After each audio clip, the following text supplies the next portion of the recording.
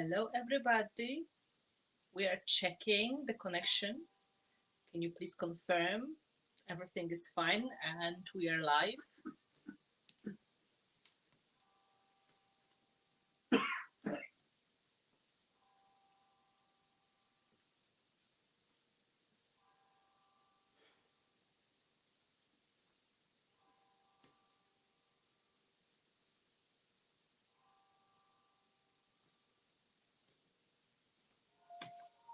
Thank you, Luis. That's great help. We are going to start in a moment, just making sure everybody can join and internet is working properly.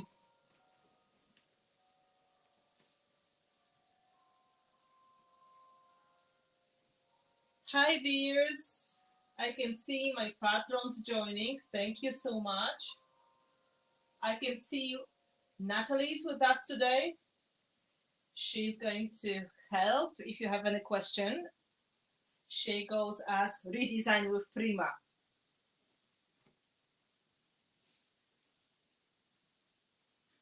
Hello, hello.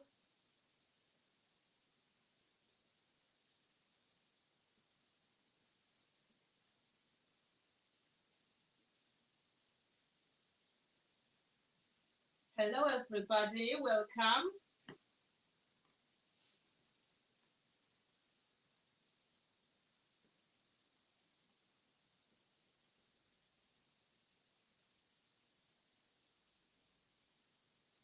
Can you please answer to Jean? I think she's got something muted on her side.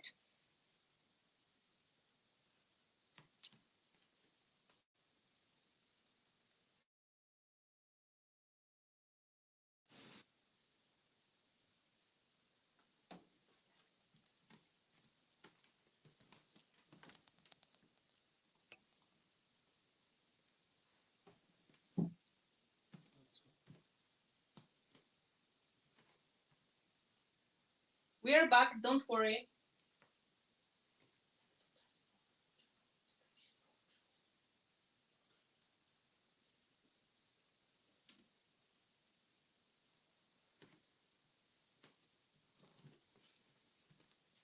So, welcome to my studio. My name is Finnabair and I'm Prima signature designer and I'm responsible for the mixed media product. And this is a very unusual project for me because I'm working in a huge format. I was asked by Prima to try Prima redesign with Prima decoupage tissue papers, and I was well, I will be trying to show you what you can do to use them on furniture, but also on the home decor objects. If you'd like to turn them into a painting, you totally can. We did one of the projects not so long ago with my patrons in the group. That was the Steampunk Dolphin. And in a moment, once I have all the information here, everything is working, we're going to start. So I took some steps in advance and I'll explain how I did, and I left some part unpainted so I can show you how it was all done.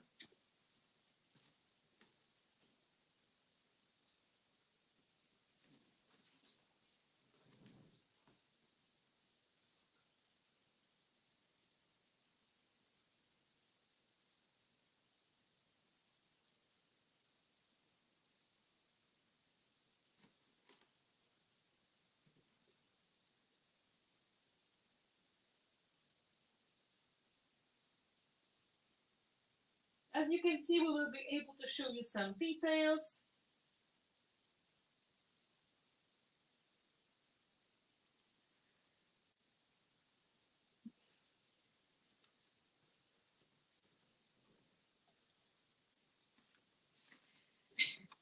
And my husband is here with me, giving me some help. So he will give me hints when there's some important comment to see, because we are operating on 3 devices now. I am not able to see the comments. So if I don't answer, just keep asking on the chat until he will be giving me a heads up that I'm supposed to have a look or just read it to me if it's important, okay? Okay, so it's going to be fun. And I have to say, I've got the whole range of the supplies here. So this part behind, it's part of my table. And I've prepared a lot of products that may be useful. First of all, I've got soft gloss gel. It may be also soft matte gel. This is the product that I was using to stick the papers on, and we're going to stick part of the paper together. You can use the matte version as well, and this works for decoupage techniques and for any kind of gluing. It is fluid, very sticky gel medium from Art Basics line. You can use matte version. That's not a problem. Another useful product, you may need some black gesso for some darker parts. You may need some white gesso for the parts when you have to maybe highlight something, or maybe if you'd like to keep your papers really more saturated in color. I will explain that in a moment, why gesso may be useful. Next, I've got a range of liquid acrylic paints from Art Alchemy collection I made with Prima Marketing. I use them to add more of the color to the project, more of the color to the background, or if I need to paint something and I need extra colors, touches, these are going to be my products. And to get matte covering colors, I've got Art Alchemy Impasto paints. As you can see, I mostly focused on shades of green for the background. So I've got some Victorian green and I've got some chocolate brown, but I was also experimenting with other colors. So mostly I'm focusing on these two. What else? I've got stencils, I've got sponges, I've got brushes, I've got scissors, I've got my hairdryer because it works much faster when you have a larger project. And at the same time, I've got also some useful things such as sprayer, paper towels, baby wipes, and this paper. And let me explain how it works. So for this project, I wanted to be a little bit more creative when it comes to solutions. I wanted to give you some ideas how you can join the papers together. So the basic paper, the background paper, is the Clockwork Kitty. You can see this is the main character of the story here. And this is from Redesign with Prima A1 decoupage fiber paper. And for extra elements, we are going to use Gadget Wing, very cool butterfly. So as you can see, my plan is to add the butterfly wings to the kitty and then add some extra touches using stencil, paste, and elements made with molds. So very good match for the larger project if you'd like to add some 3D objects. They are some of the molds I made for Prima Marketing.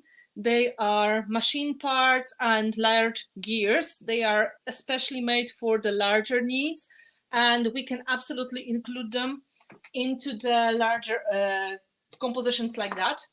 So they are all available at Prima. If you are looking for these, they are in stock. And to go with the project, we need to start with like the basics. So I'll explain what happened to the paper, because of course I started with the regular stretched canvas. This is large canvas, really big, because I needed to fit the wings of the butterflies as well. So the size of the paper is A1, which equals to I'm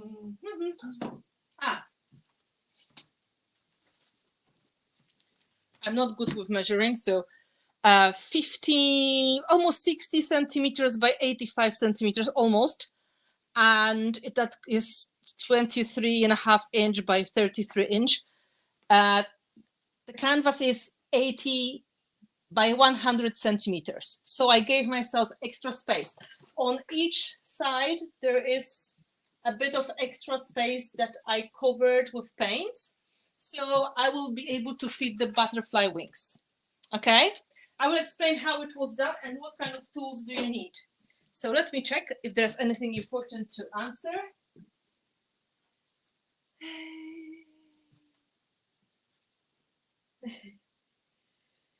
Thank you guys, I'm really trying.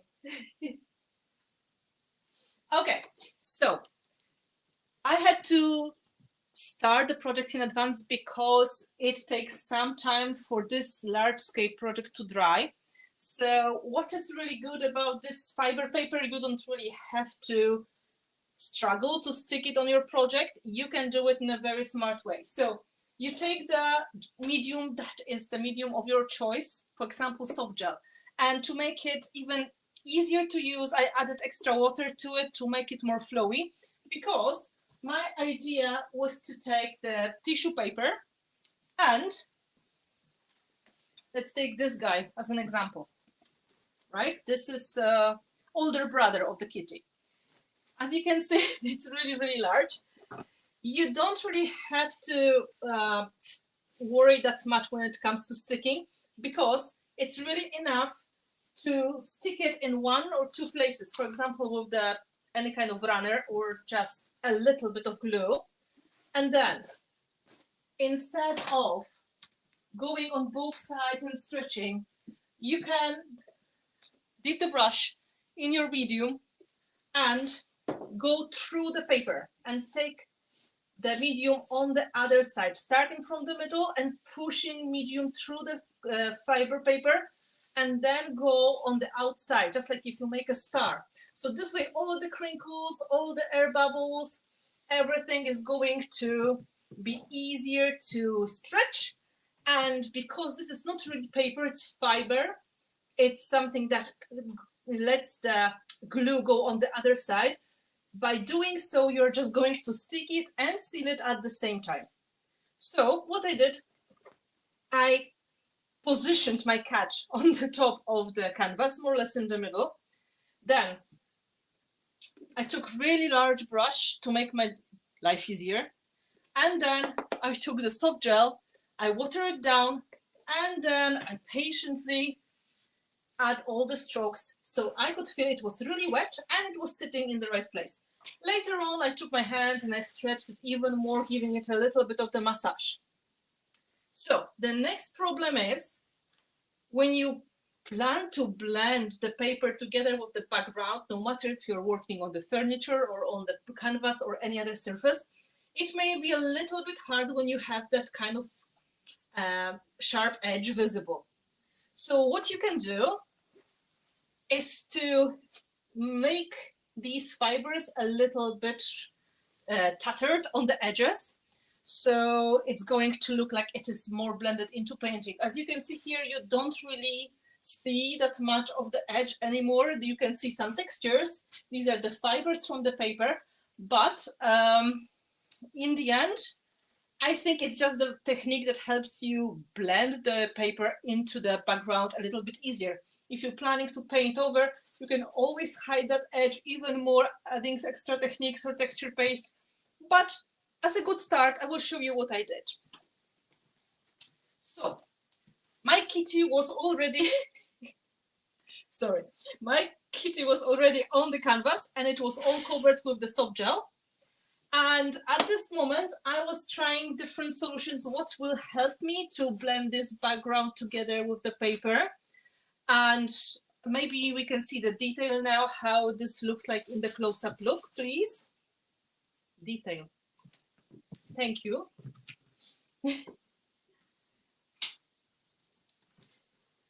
So if you see on this part here, I almost pulled it out. Like I was pulling so much to the side that the fiber got misplaced from the original location to the outside.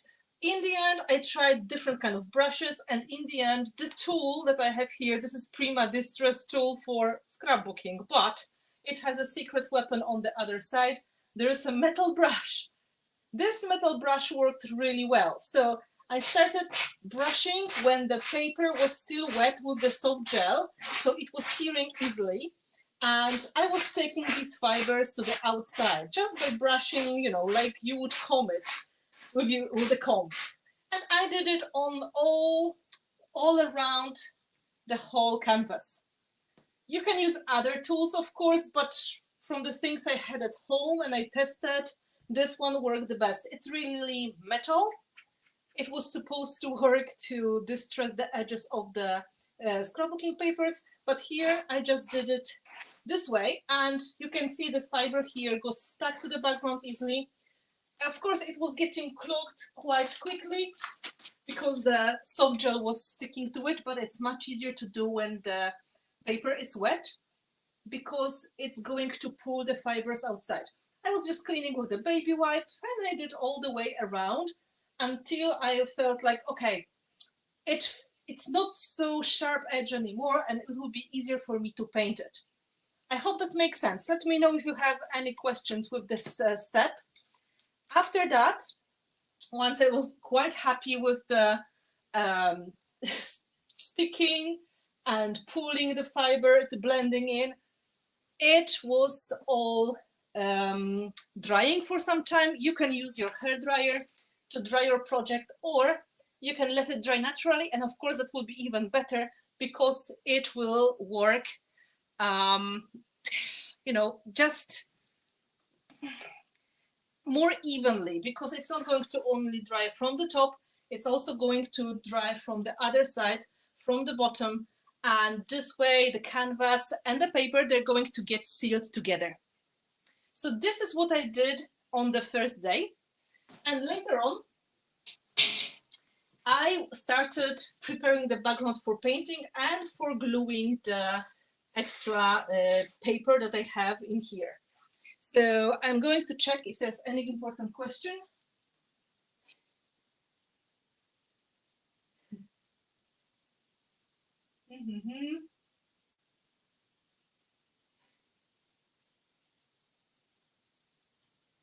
Okay, looks like we are on the same page. So next challenge, it was finding the right color to make the background work.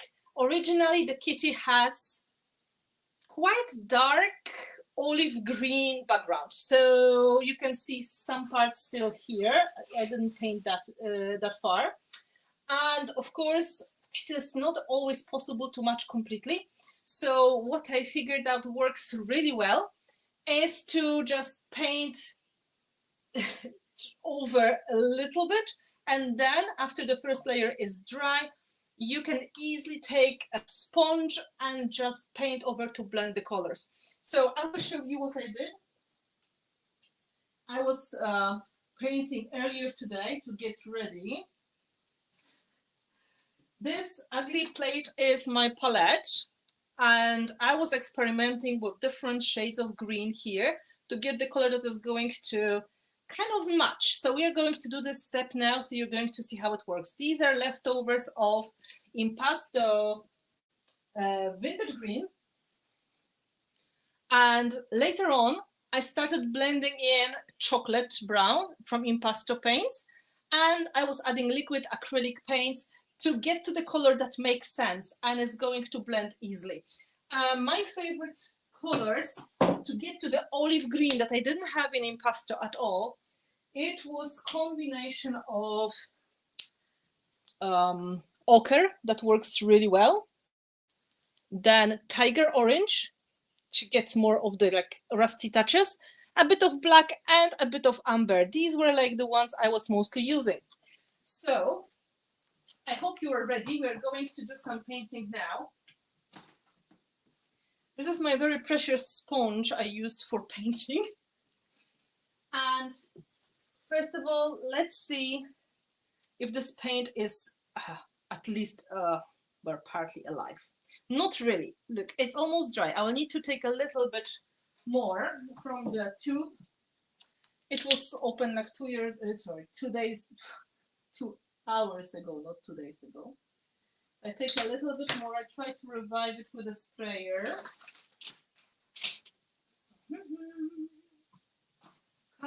reveal yourself. Right? If you take it straight from the tube, it's very, very different. Like this is not the right color at all. But we can start blending that with some brown. And that will be kind of like a darker tone.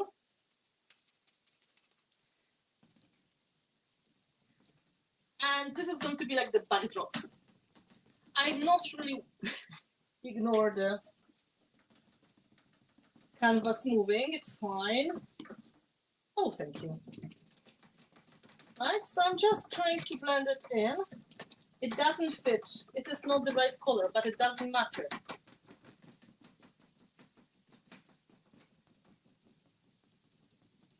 Mamy na dwie kamery, to.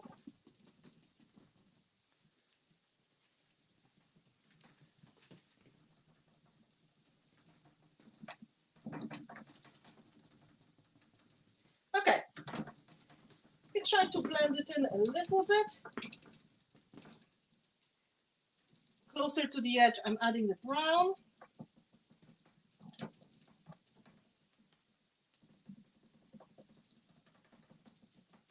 And this is like the first layer just to make it work a little bit.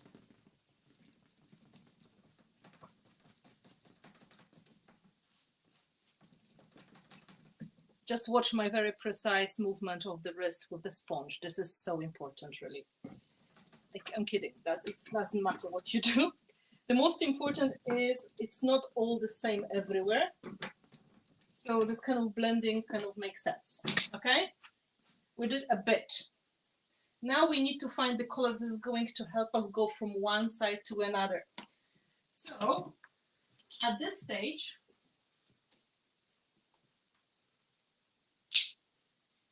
I can dry that a bit with my hair dryer, so it's going to help me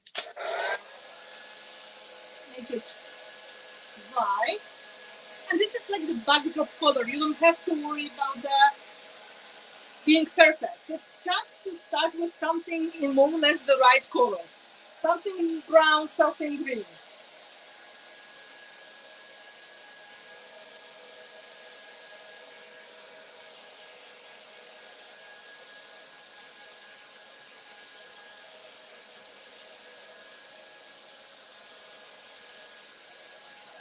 Okay, now you can see here it's darker brown and it's more like dark olive, and here we've got like more vibrant.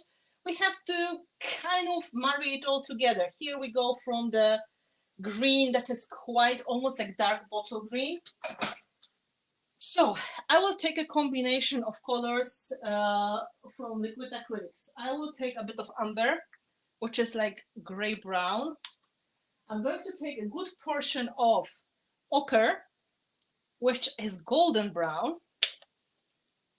Very good color to create this kind of look. And then to make it darker, a bit of black, in black. These are transparent paints, but they have tons of pigment in. Because they are transparent, we're going to see the backdrop color under. So we can, in fact, use it as a starting point and add our colors on the top. And then again, I use the same sponge. I may even take a bit of avocado green, which is really cool, dirty green color if I need it. Let's see what happens, and then I'm going to go from there. So let's take a bit of this ochre and black.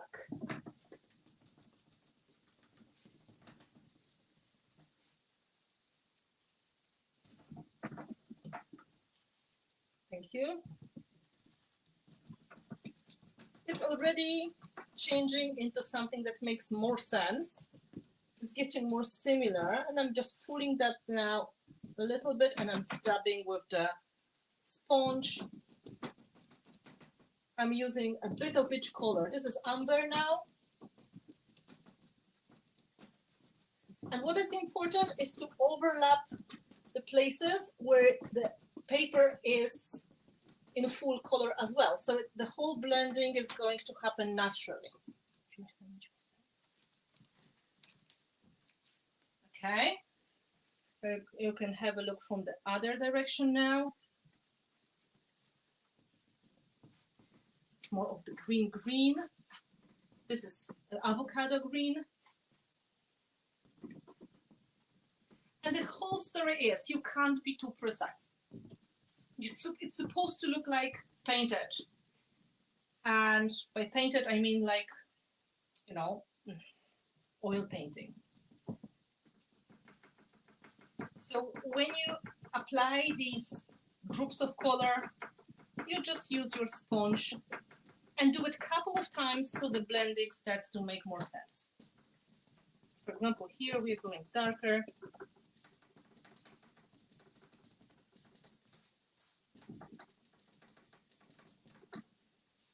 Don't forget about the edge, you can use the leftovers. Then you take a couple of steps away and try to see, well, what should I do, right? It still is a little bit too green, so I'm going to put more of the ochre, so it's going to turn more olive. And that should make it work really nicely. Here on the bottom, we can go a little bit darker with the blacks because it feels a little bit too clean. I will use the leftover of the black. So basically we are pretending we can do oil painting, but we use a sponge and almost no effort. These paints are transparent, so even if I apply it, it doesn't really get this super intense color because you can still see the bottom layers through it. I go with the avocado now, so avocado is going to be like black, green together with the ink black.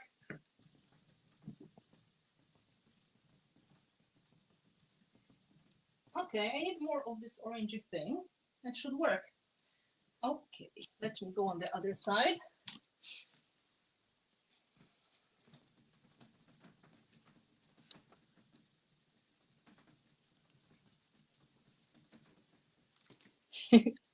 Yeah, the whole canvas is moving, but I guess that makes sense because I'm using the sponge a lot.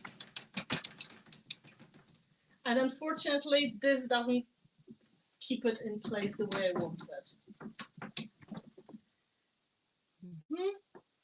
I'm going to have a look from here. Yeah, a bit of more of the olive green. So to make more olive, I take more of the ochre.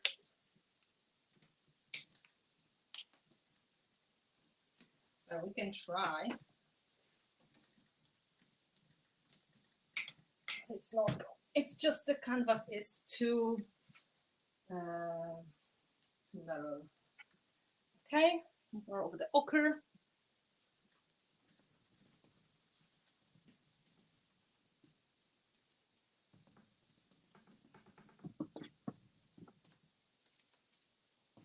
And because the sponge is already dirty, it kind of makes sense that these colors blend with each other very nicely.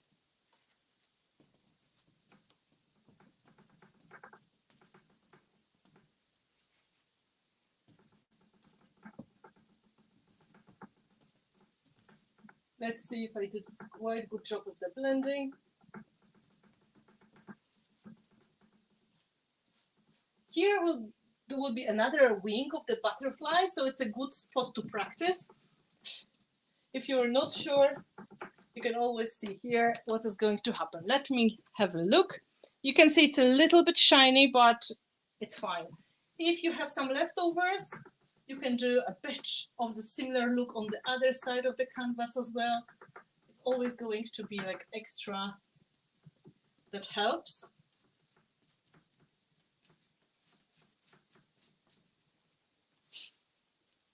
Yeah, not too bad. So at this stage, I'm going to leave it as it is.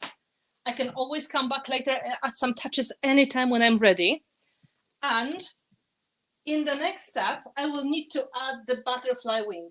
I already cut the wings out from the paper because that will be a very boring thing to do. So now I just need to mark the place where I need to put the wing. I will check for the comments.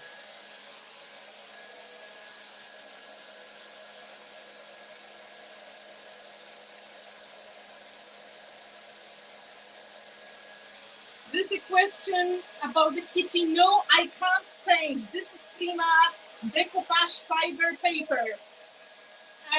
And I was inspired by the idea to create a special character using two papers together. So the butterfly and the kitty.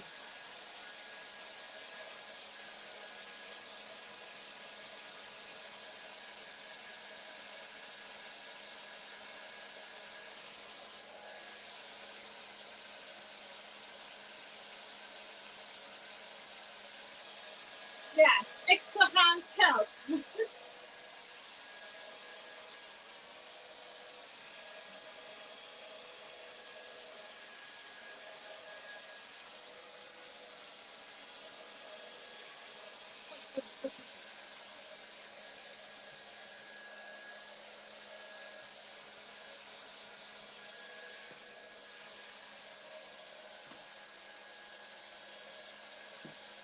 So now we are going to repeat the step I did before. We are going to stick the butterfly wing on the canvas.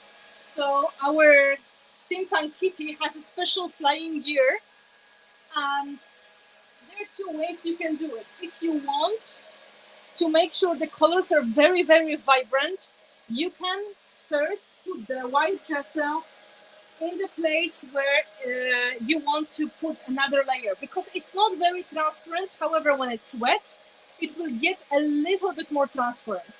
Here, I decided it's pointless, basically, because I wanted this to be more blended in.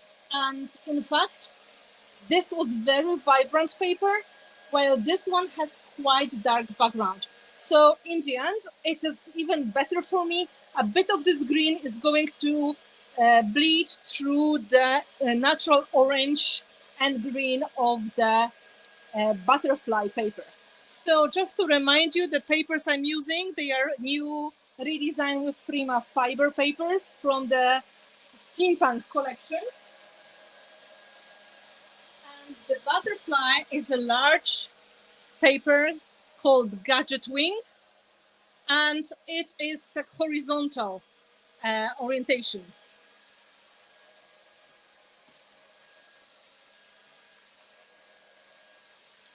The kitty, as you can see, it's called Clockwork Kitty, and I'm sorry, I'm not that talented.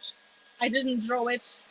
And it is quite cute, as you can see. It's ready to go.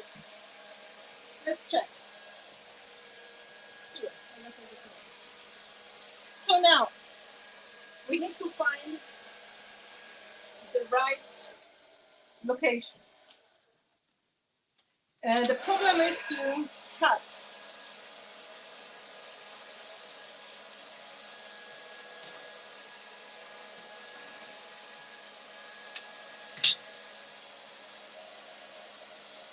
Dobra, dziękuję. Zerknij na komentarze, wezmę telefon. It's very interesting experience to work with the assistant. He's really doing a great job. We did our trial version on Sunday with VIP patrons, and I'm going to show you the ready project very soon in the next stage. So what I'm trying to do, I'm trying to imagine how this wing is going to sit, and then I mark where I need to cut some of the parts out so it goes better with the shape of the cat. I just use white marker so I can see it. If there will be some imperfections, there should be no problem. We can cover that later. So that's my plan, and I'm going to stick it in this position so it looks like the kitty has super cool flying gear on him. Well, I think it's a boy. I decided it's a boy, so he. It's not a boy? Okay, my husband said it's a girl, but we will discuss that matter later. So I'm cutting off the parts that I think, are not going to help. You can see cutting the fiber paper is really easy. Right. Oh, here's our kitty. If you see some animals in the background, don't worry, they are used to being in art spaces. They don't stick to the paints that much. They're getting covered in glitter from time to time, but it's not dangerous. Okay, so that will be the plan. Well, more or less. So now I will do the same thing we did before using soft gel. You can use decoupage medium, you can use glue. I'm still having quite a lot of the soft gel here, and I mixed it with water. So I'm going to show you how it works.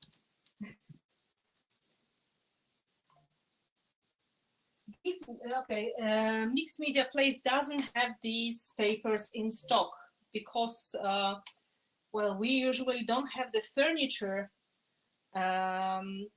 products, but if you really want, we placed the order with Prima not so long ago and it's not shipped yet.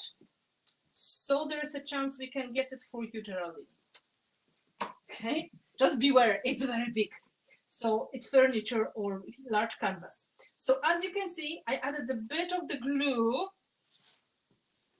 in the, more or less the position where the butterfly wing is going to be, just to stick it in place. Okay. So to keep it safe and it's not going to go anywhere. And then I will press this gel. You can see it's very, very liquid through the paper on the other side. Fiber paper makes it easy to do it this way. I'm just pressing with a really big brush. Right? Don't worry about all these. We can always clean it up. It's transparent after drying anyway. And I try to go from the middle to the outsides to push all the bubbles out. It's very, very sticky gel medium. So there's no problem for sure. This is going to stick. The only thing is put enough to make sure it's going to go on the other side. So it works like a sealer and glue at the same time. So bit by bit, we go to the top of the butterfly wing.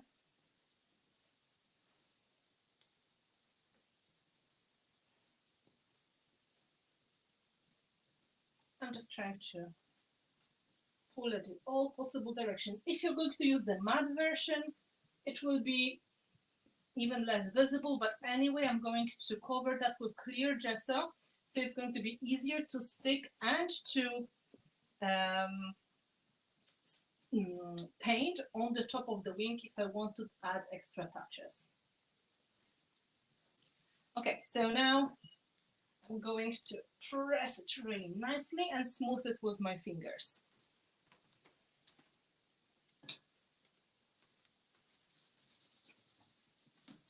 I don't think this is like any official technique, but it helps. And if you are afraid of touching art mediums, remember you can do it wearing gloves.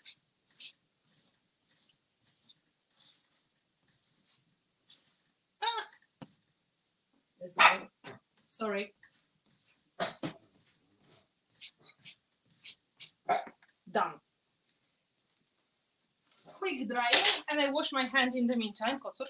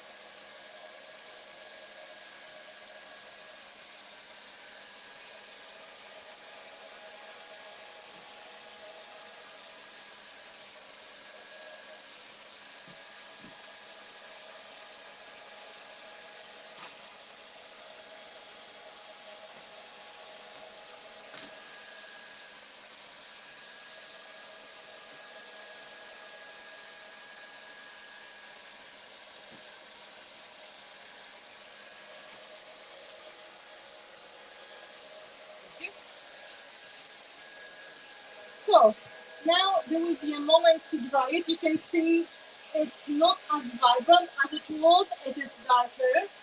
So this way it kind of matches the vibe of the canvas a little bit better.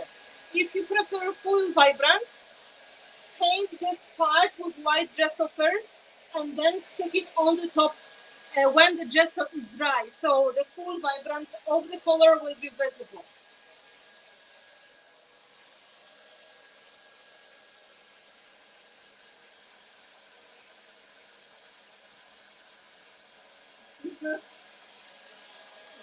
So you can feel it is almost dry.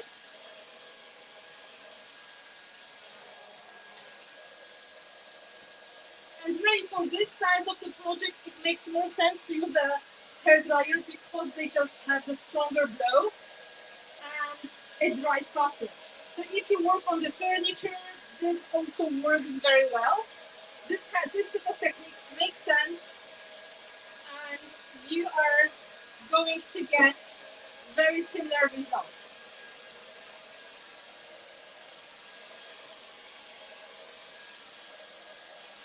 All of the mediums we're using are permanent.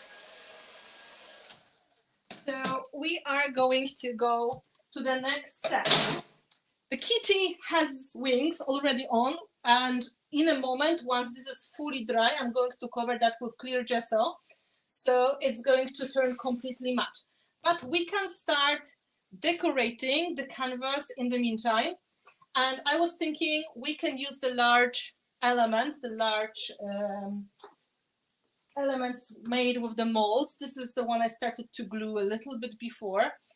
They will fit nicely to add some 3D effects. This is something that you may want to do on some of your projects because they are going to add extra interest. What are good ideas to use on this kind of projects? Anything made with plastic, resin, acrylic, wood, metal, they are all going to stick really nicely.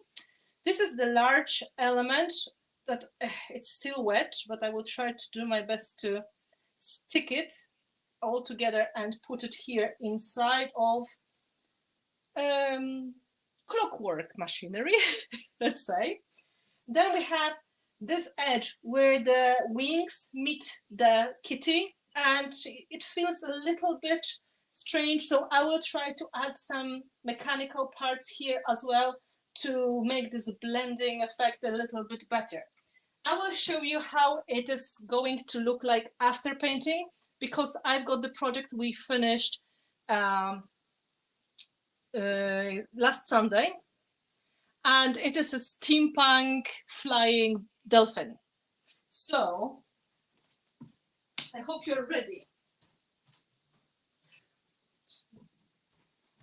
I was doing that with my VIP patrons, and this is finished look. We're not going to do all of the things the same way. We're going to do a little bit different solutions, but you can see how the gear elements can help you add extra detail. So I'm going to try to use some of these elements made with the resin in the molds to cover the parts where the wings meet the body of the kitty. So it looks like there's some kind of gear on him. And yeah, it's a boy. And these are just acrylic pebbles as well. Quite cool. So the dolphin was painted exactly the same way. I was using the sponge to paint the background. So you have some idea how can you decorate it. Now, how to stick the elements. I make this live stream for not just my usual mixed media audience, but also for people who do the furniture flipping. So I may be explaining things in detail just in case if they're not familiar with the products. The best way to stick your elements on anything is heavy body gel. Heavy body gel is transparent, super sticky and very thick gel medium. And that will help you to put any element you like in the location that you want. For example, we can make small composition here, trying to cover this buckle part, and then add some elements here, and then on the top of the clockwork part. So this gel was designed to make dimensional collage, and after drying, it's flexible and super, super strong. So first of all, how to apply it. Generous portion is a good solution. Here, I can show you in detail how this works. I glued resin elements together a little bit, half an hour before. It's not fully dry yet, but it's kind of possible to turn it upside down already. And this is very heavy element, but we will be able to keep it in place on the project, even if the project is not laying flat. So I put big blobs of gel. Then I press it, and then it stays in place. To make it easier, dry it a little bit through the hairdryer so it zaps.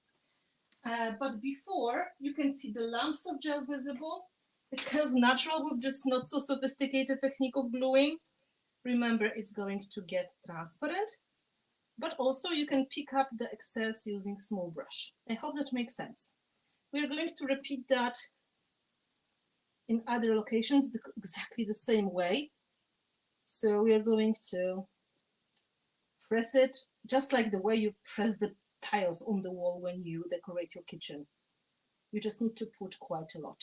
So now to make it safer, and because it's so heavy and it may want to slide, I will dry it first a little bit with the hairdryer. And I will put it a little bit closer to the front so there's a better angle for this to stay. Hairdryer, and let this zap.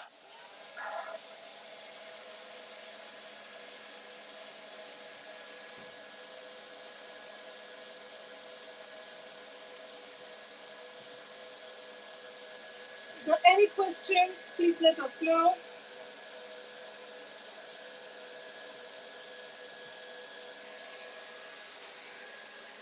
Of course, it may happen to go down, but let's hope it's going to be enough.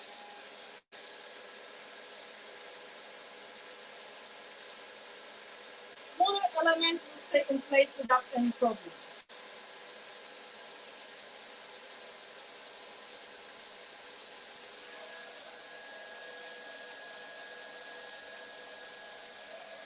A little bit of drying. Now I'm going to add elements on the other side.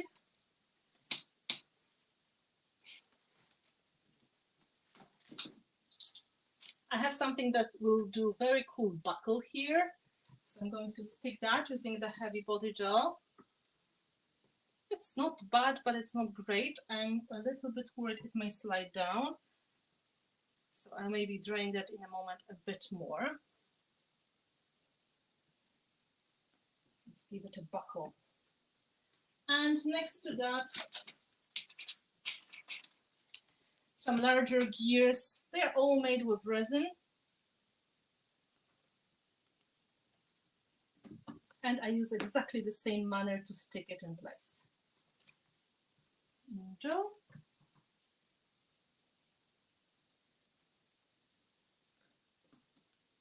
And then I will put something more on the top to make it look more pretty. Not all of them are taken from the set I was showing you, but they are done in the same way in the molds I made for Prima.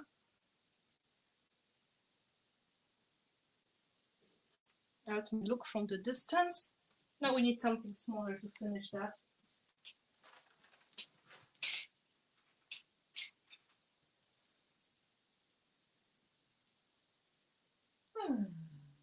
Again, for a moment I didn't see.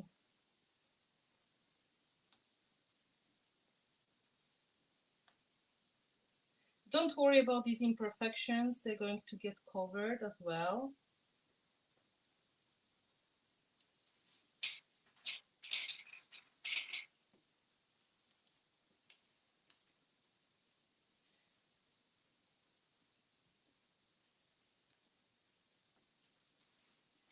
When you stick them close to each other, they're also going to support each other in a nice way.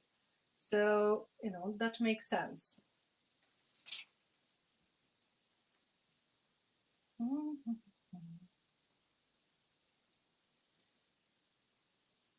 Let's put something on the wing of the butterfly as well.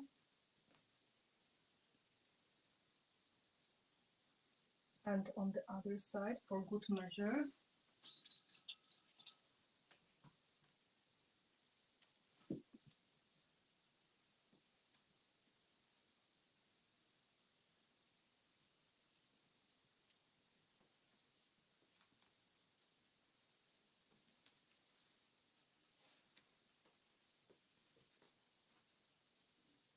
I have quite nice clock hanging. I can add it here. This one still wants to go down. No. Stay. Let me have a look.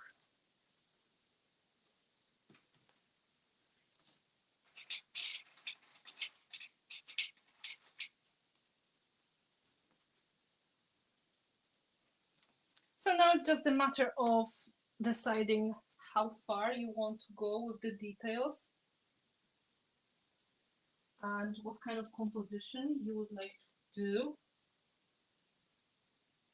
Let's do something on the other side to match that, so it looks like it's really a serious kind of mechanical gear attached to the kitty.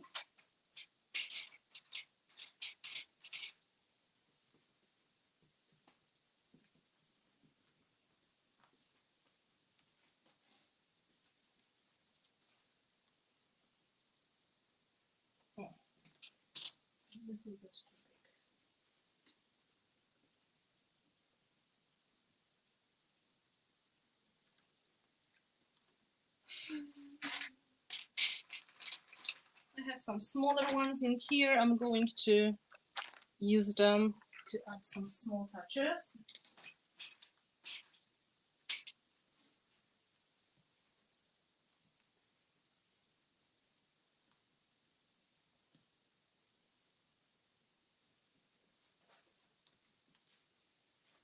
Let's see what else I can do.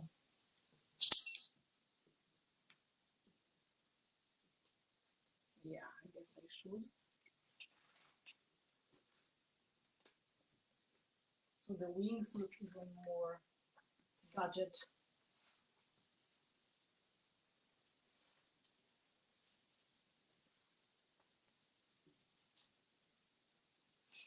I have some little screw heads and I would like to add them later on the goggles, but so far so good.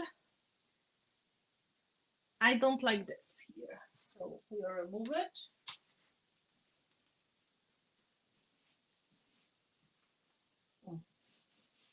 Yeah.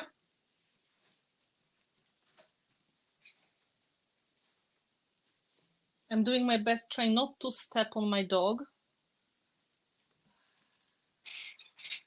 because he is part of the experience. He wants to be included, but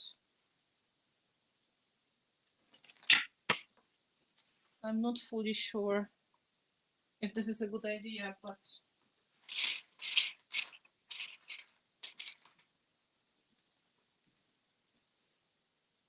no.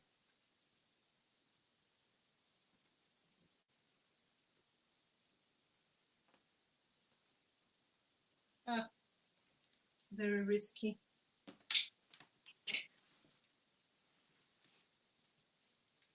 Any questions? Have you got any questions I should answer? I will check in a moment once we start drying it.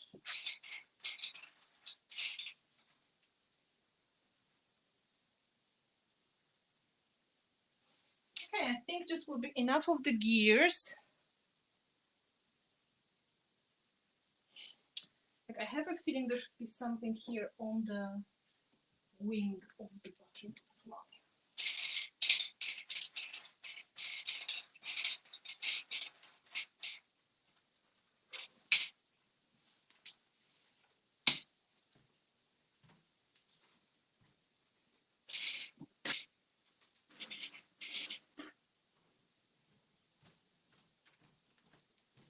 I have a broken one. That feels kind of cute. Let me see. Yeah. If you have some broken pieces, they also do very good job.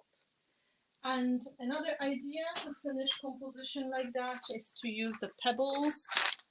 These are pebbles that you can get in the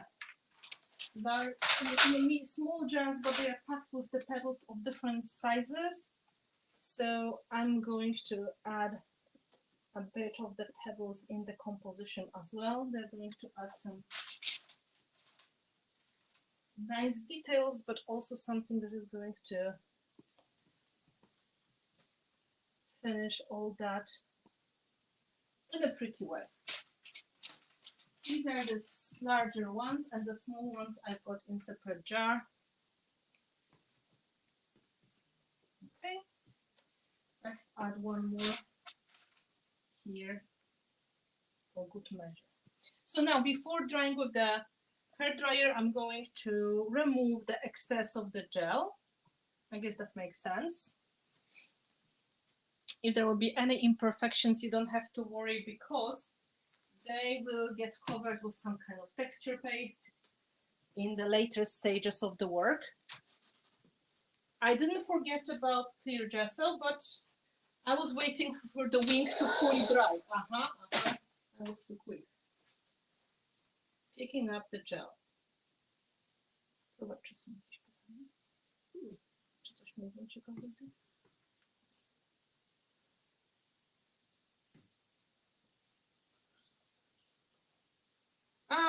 You want to hire my husband? Well, this is very exclusive model. It's well trained in any kind of help when it comes to mixed media works. And he's also a good driver, and he can pack the car with art supplies really well. So you can imagine the price tag on this model. It's very, very hard to get, and it's pretty expensive. So we can discuss later on, but I don't know if it's going to be the best solution. Maybe it's better to get a little bit cheaper model and spend some time on proper training instead.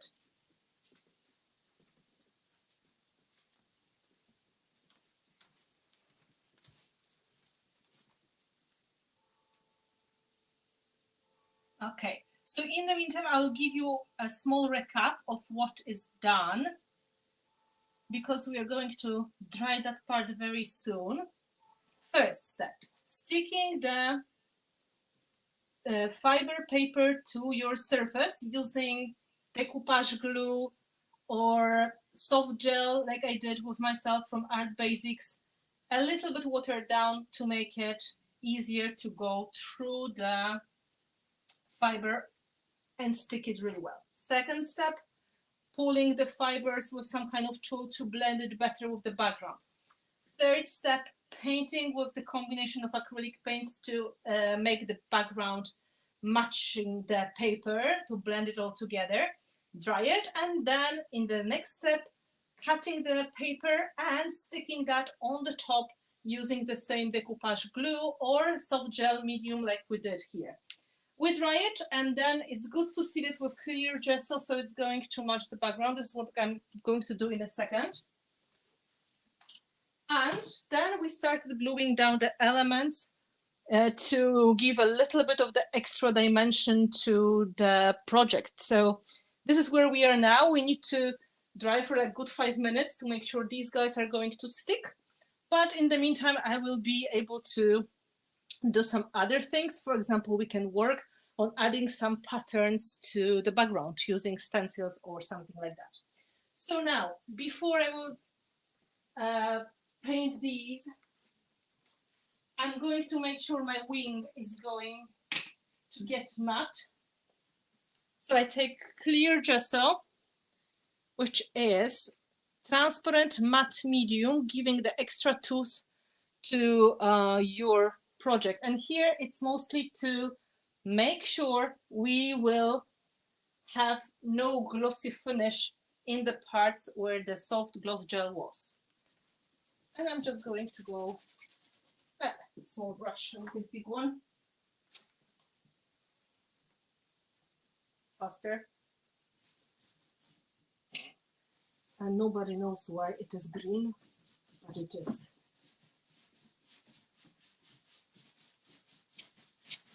You can go anywhere when you can see it's a little bit too glossy. I guess my brush was a little bit dirty, but it doesn't matter.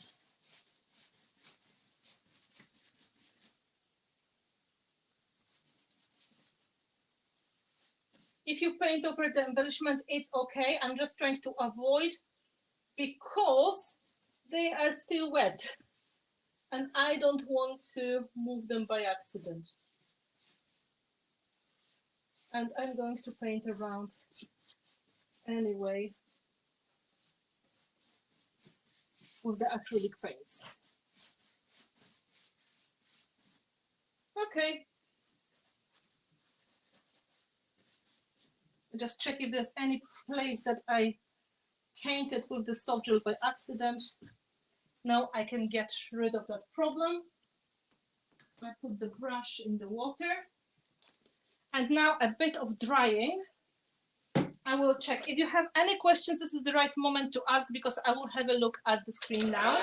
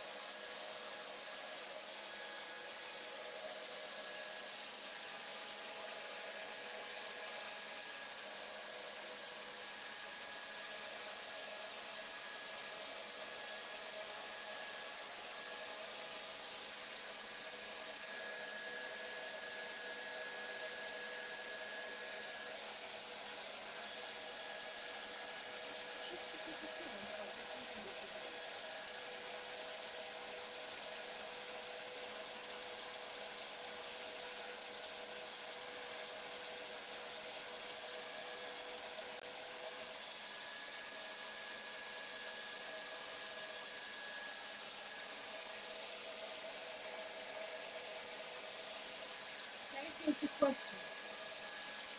So, answering the question, what were the color of liquid acrylics I was using to get that color palette?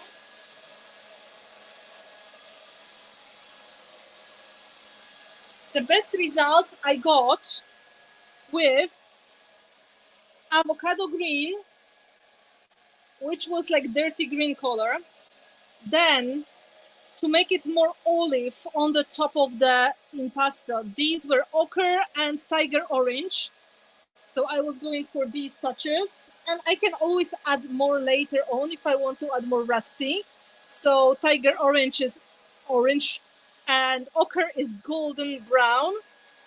And I added a bit of amber, which is gray brown, to get some colors going a little bit better. And then to make it darker, I was using also ink black. So these were the colors I was putting on the top of impasto to get more of the cool look.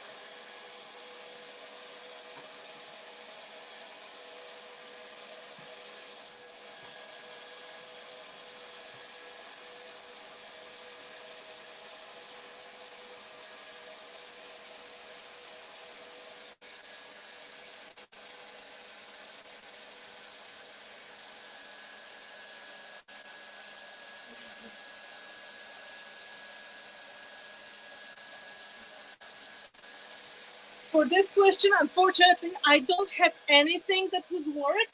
I'm just thinking maybe to paint them a little bit in a smart way to make them look more dimensional. I was thinking later on, I can try to put a bit of glossy finish on the top to make it more looking like a glass.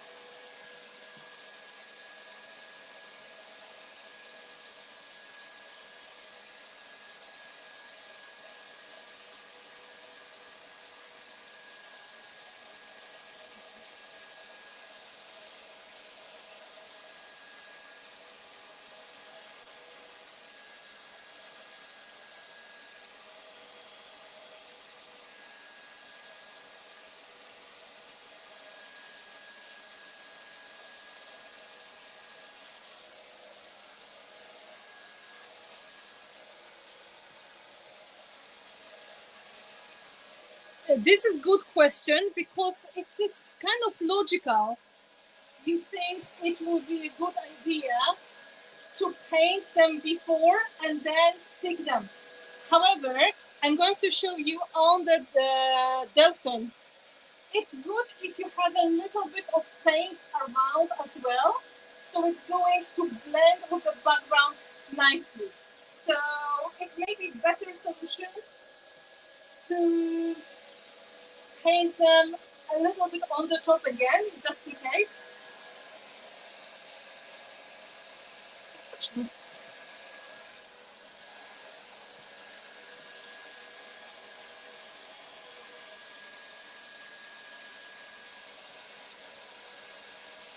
Yes, I was thinking glossy accents or a couple of coats of the soft gloss gel, because that will really reflect the light, but glossy accents would be better. But then we have to dry it completely flat. Remember about that. So it has to be done next day. So everything is dry and then you have it on the top.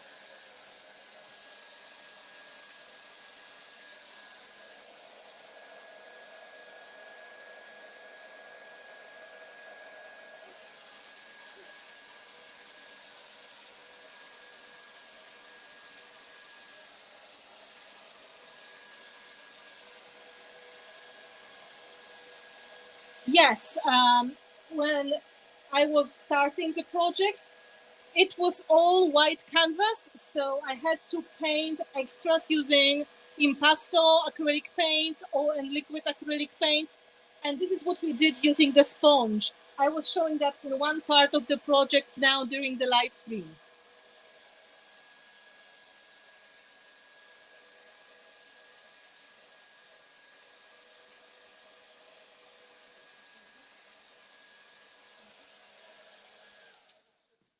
So now we have a moment where we can check, and they are still quite warm. This one is still moving because it was too far, so I need a little bit more of drying here on this one, but they're kind of solid enough.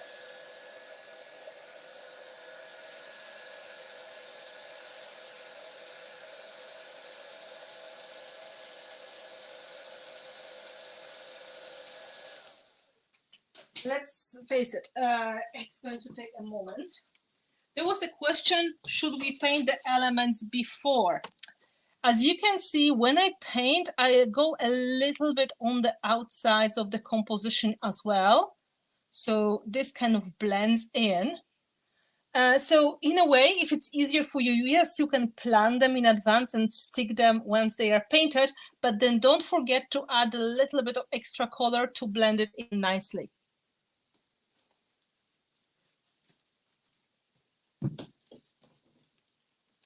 So now we are going to give it a moment to dry. In the meantime, we can think about a little bit of options, like what we can do to make it a bit more special. And together with this release, Prima added this large stencil with the gears. It is redesigned with Prima, so it was supposed to work as extra touch to go with this collection of the steampunk papers. We can think about adding some extra details in the background to make it a bit more special and adding some texture. This is also a very good trick if you have problems with blending. You can think about adding some effects that will really distract people from looking in there. They will see the effect instead of really not so perfect edge. However, if you look from the distance and you don't know there was an edge, because we really ripped the edges of the paper so much, you can't tell. So that will be one of the things that we can do.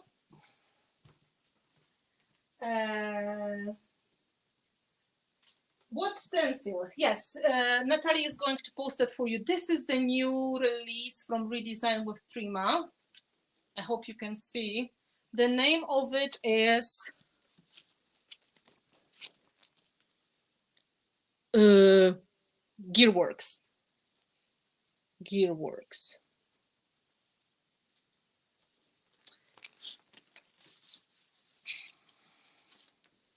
So we can do that in some parts. And I was thinking to use some jewel effect paste for working with that. And at the same time, we can add some extra rusty touches using that on the top of our elements here. So it's going to give us a nice, nice finishing touch, I guess. So it's dry enough to paint. I have brown paint in here that is going to work really nicely. I can add a little bit of green to it as well. So I'm going to take a medium-sized brush and I will cover my gears with the coat of impasto paint. Now, impasto is very special paint. It is the paint that can replace gesso. So if you don't have this kind of super thick and matte sticky paint, it's always safer to put a coat of clear gesso on your embellishments as well, and then add your acrylic on the top. In this case, impasto is really doing the job easily. We are going to go directly on the elements and add a coat of this brown, maybe mixed a bit with the green in some parts, you know, for extra touches. So you can see it sticks to everything.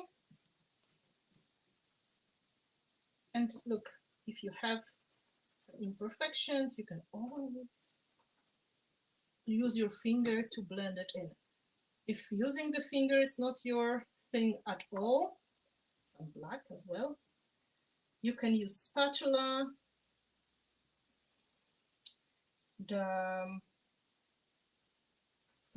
some kind of tools, but honestly, you've got fingers with you all the time, so that should be easier.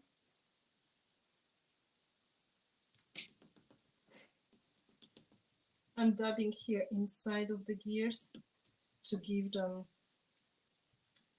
good coverage. And they are going to be highlighted with waxes. Okay, then next one.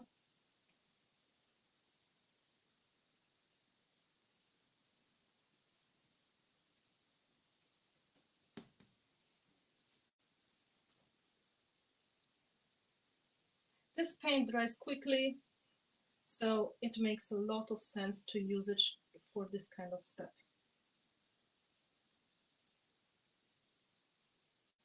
Because they are so dimensional, these elements, it's good to check from different angles. Okay, let's move to the next one.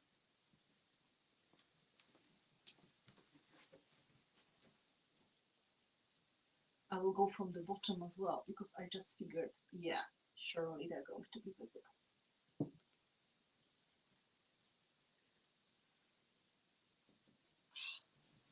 I got a cramp in my foot.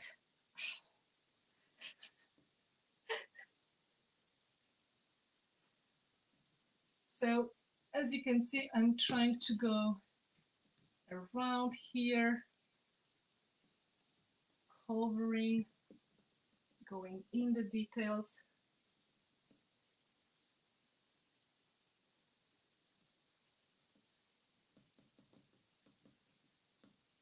And I have to say, whoever does flipping of the furniture, these people have my full respect, because this kind of work is not comfortable at all. Working on my knees and being on the floor a lot is not as comfortable as working on the tall table.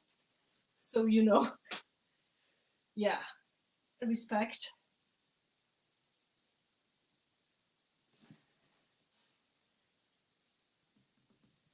So this way we are going to prepare the space. You can, to highlight that with something metallic. There are options, of course. One option would be using metallic paints. The other option would be using metallic waxes. For people who do the furniture flipping, I guess waxes are going to be more familiar product. And I know people who love Prima mixed media products. The range I made is Art Alchemy Metallic Wax, and it is very popular, I have to say. So it's not going to be a surprise. They will work really well for our project as well. You can see how nicely it all blends together.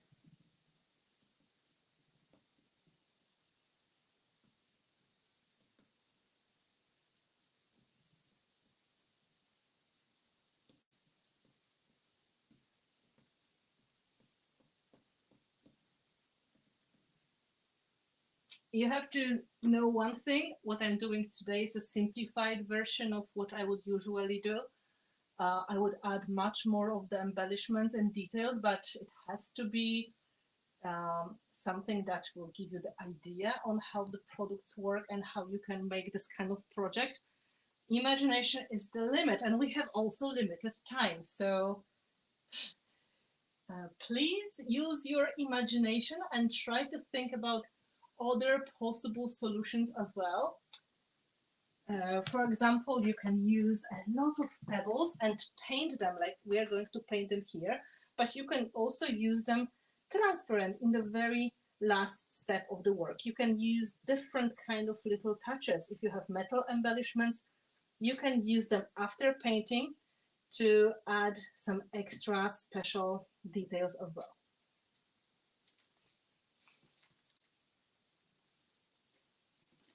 In the meantime, it is drying, and it's drying really quickly, so it will be quite cool. It already blends in much better, you can see that.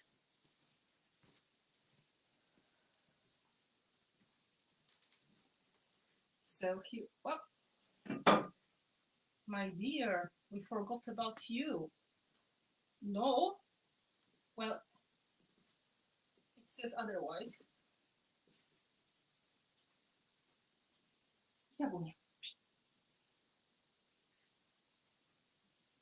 I need a little bit more of the wet brush.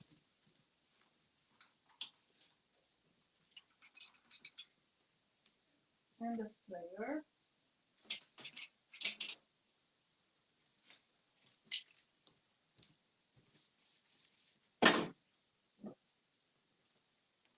Go and add the color in the places I missed. Sorry, I made a smudge.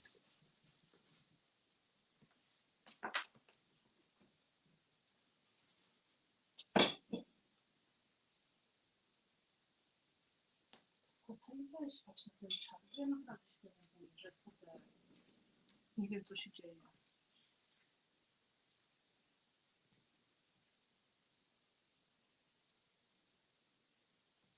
So I'm trying to go to the places I missed, so there won't be, these kind of annoying spots.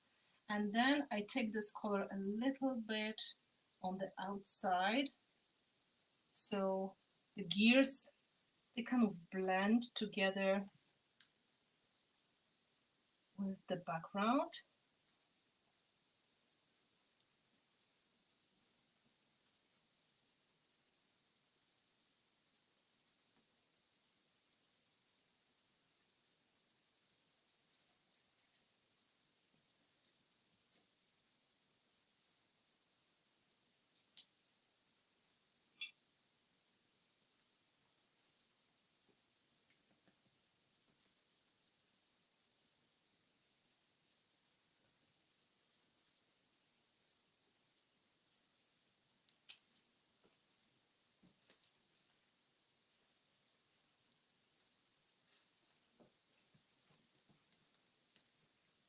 If you don't have the impasto paints, any good matte acrylic paint will do, but remember to put the gesso first.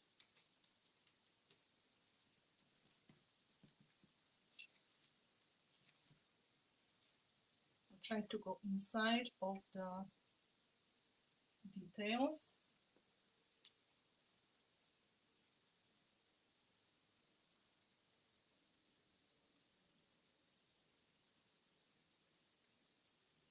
These elements, they have a lot of beautiful details, so it is important to give them a chance to look really nice. It's better to spend an extra moment painting.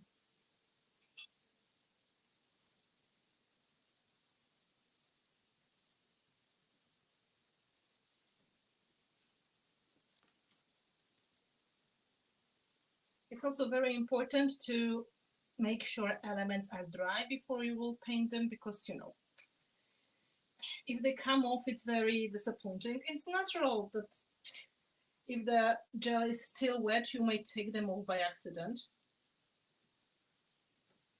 So just give a little bit extra drying time, and then when you really feel they are sticking nicely, then you can continue.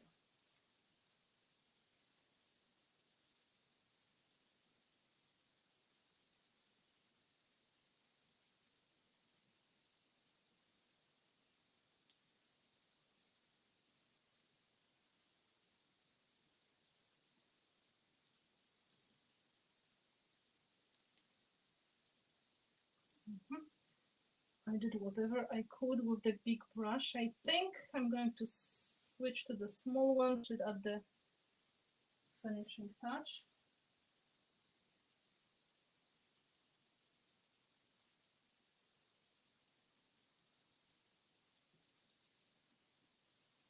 And this guy here, yeah, it's still moving. I can't paint it.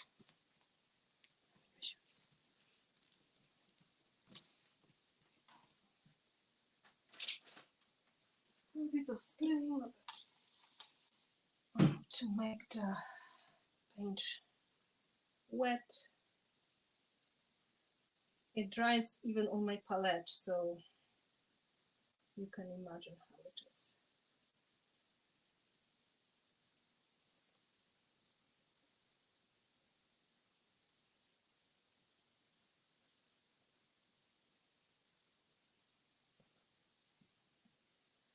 I was very careful painting this one.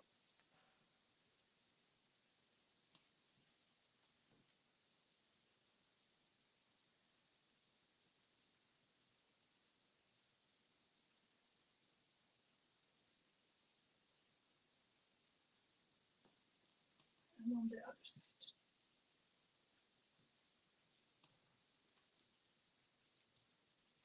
So once it is done, we dry it with the heat gun, and then we will be able to add some waxing. So all of the elements will pop, and they're going to look like they are made of metal. And this is a really cool moment because all that dimensional stuff is going to work beautifully. You can see this paint dries matte. So once it turns matte, it is a sign that it is probably ready for the next step. At this point, of course, we need to dry it with the hair dryer.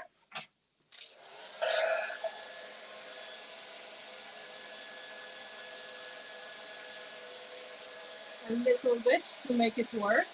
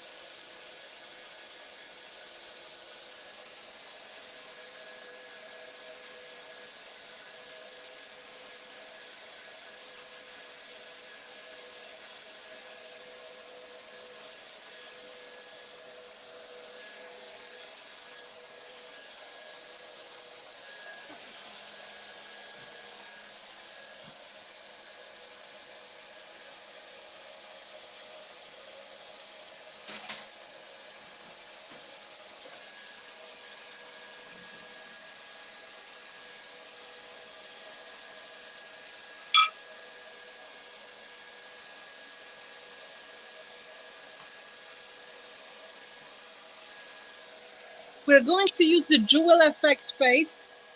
This is golden dust color, which is just like white gold effect, together with stencil to create a bit of interesting effects in the background.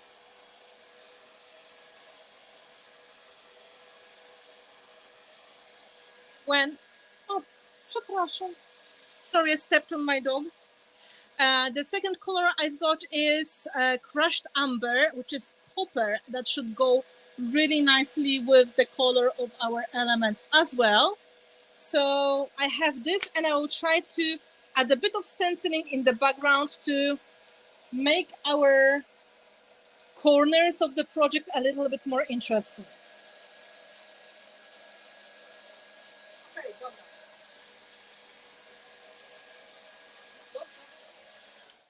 So you can see this goes really nicely with the color of the details on the wings of the butterfly. So you should apply it with the silicone brush or the spatula or palette knife, but I don't really want to have too much of the texture. I more want to make it more delicate. So I'm just going to apply it with the sponge instead and add some details to the corners. So it's going to close the composition from the outside a little bit. This way of application is going to give us more delicate effect, so it's not going to distract us from looking at the kitty. I'm not sure if it's possible not to look at the kitty, but you know what I mean. So when I was working with my patrons, I was using bubble stencil because, of course, the dolphin was underwater, and we were using different solutions. But good tip is, in fact, to clip your stencil in the part so it's not moving for you. So I'm going to use this large clip, and I'm going to use some parts of the gears to add extra details. And I'm going to take a bit of both products. So I take a bit of the jewel effect paste, which contains glitter and texture. And this is golden dust. And then I'm going to take a bit of the crushed amber as well. And we will see what happens and how do we like it. I'm going to use them both together, so it's going to be a bit of the cool look. Unfortunately, I need a hand. Okay, thank you.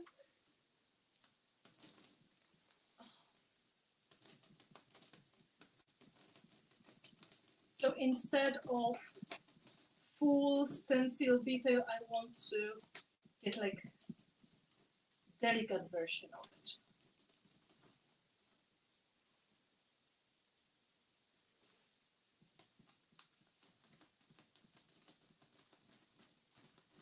This product dries quickly, so don't forget to clean your stencil before you are going to continue your project. Maybe I should do it with my left hand. More successful, in fact.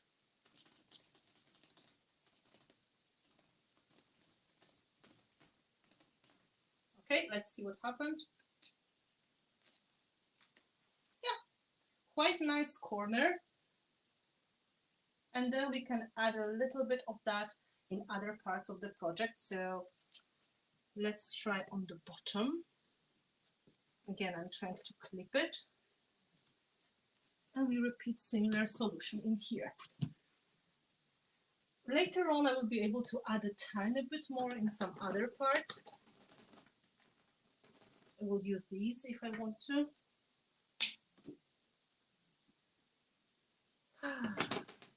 Come on. It's not supposed to be perfect. It's like the shadow of the elements.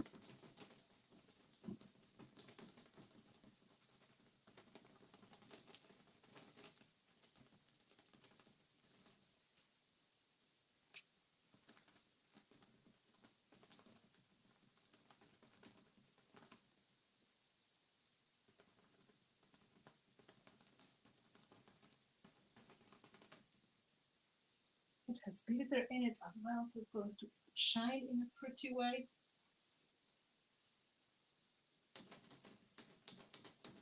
will try to push a little bit of this orange in. Yeah. And then we can continue a bit of this in here.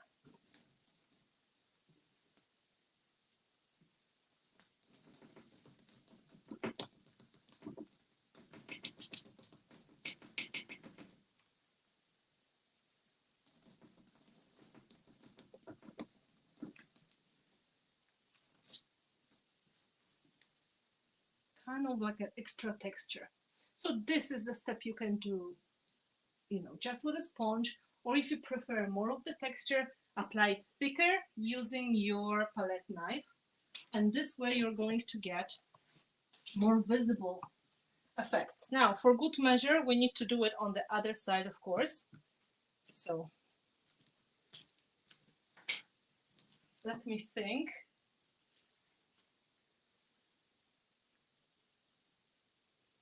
I want to do it a little bit differently, so this is not exactly the same corner all the time, but it's kind of.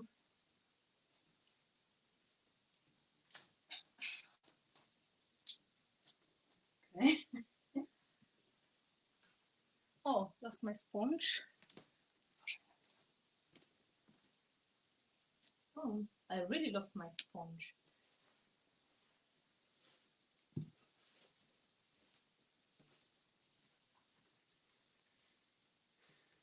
So this way you can fill the empty spaces. You can add like a framing to the composition, but also cover some of the imperfections. If you had something you don't like too much, stenciling with a sparkly something is going to attract a lot of attention.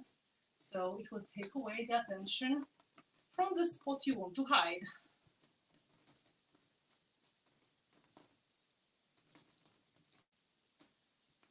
I need more on the round part.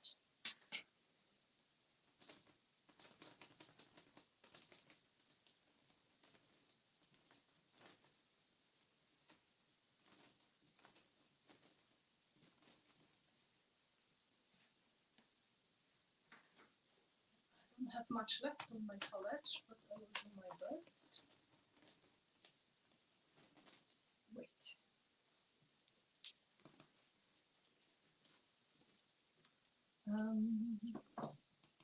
Let's scrape off.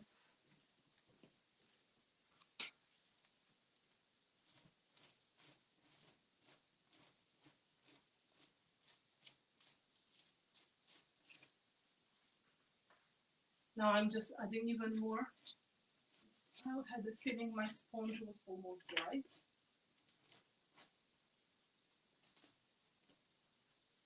I need to add a little bit more. Maybe going this way. Just thinking. I will come back here once it is dry. It will be much easier. I will clean the other side of the stencil with the baby wipe a little bit, and we will do the last corner. Does it make sense? Because we are getting close to the final touches. Of course, there are many things you can do, and I will mention that in the end. But you kind of have a good selection of techniques to make this kind of project work.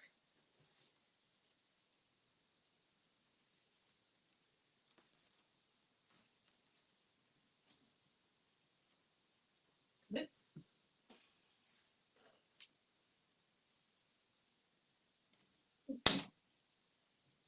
That was not good clipping. Now I need more of the paste. Sorry.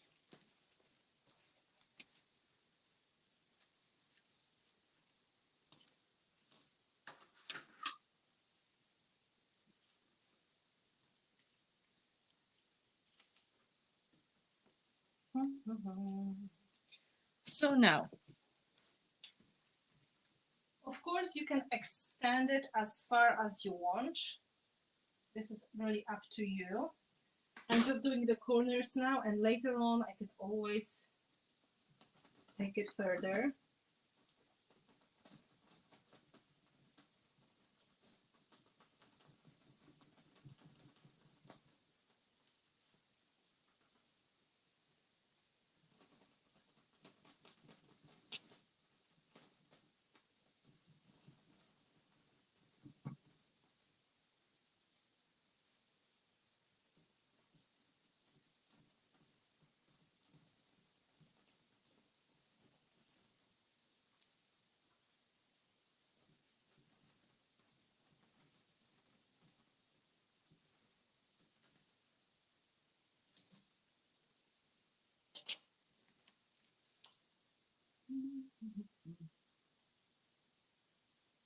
Okay.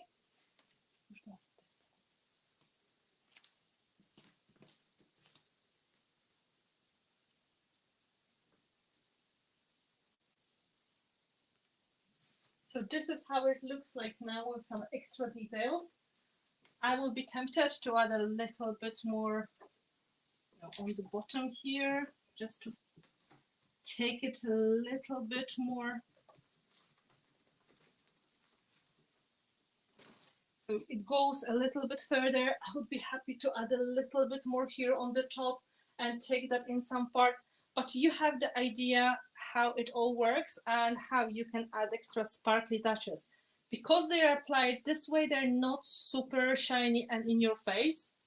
However, they do sparkle, and they will sparkle even more once we dry it. Now I put the stencil in the sink before it's too late.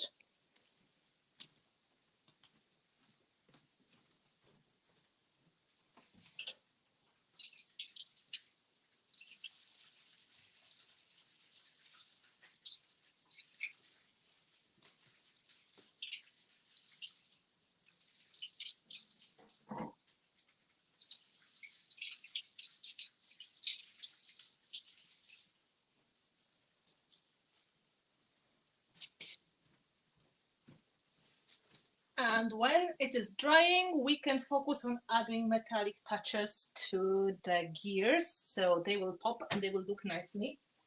I'm going to continue stenciling later on, once the live stream is finished, so you will see how it is going to look.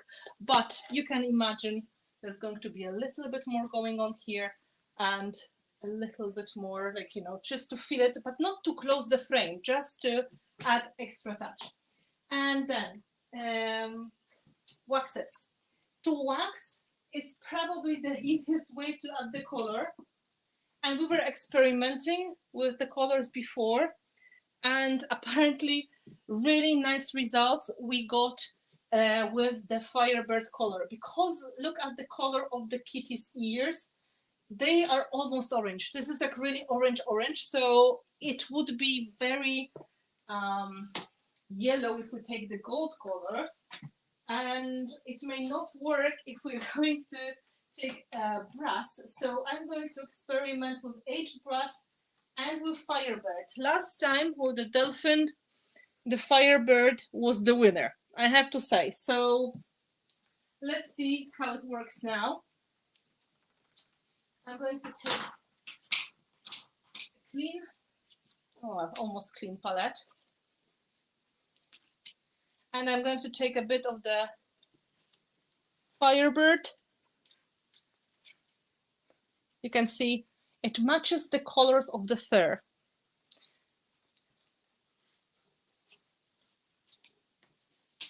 And then I'm taking a little bit of aged brass, which is more brown.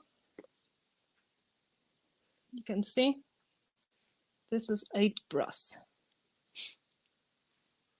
Firebird is like electric copper with their orange tones in it. So now in the first step, we will figure out which color works better, but we need to highlight the tops of the embellishments. You will see that in the detail again. So I will try to make sure you see the details.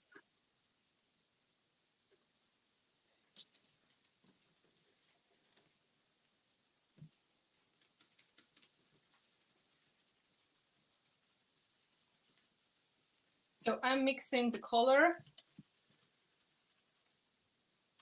pushing that into the brush. I took the large brush. Okay. I'm trying to remove the excess. You can see how orange this one is.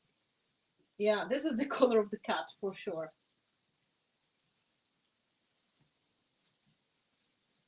And we can give it a little bit of a go on the embellishments. If you go a little bit to the background, that's okay because everything matches. So that makes sense. In fact, this is part of the blending, so don't be afraid. And you can see how this pops right away. I take a bit of the other color, I will take it on the other brush. So we can compare on the other side, but I think aged brass is a little bit too brown. It's more, you can see on my hand, it's more like steampunk. It also works, but it's not as vibrant, right? So we can blend them together so they're not going to look strange.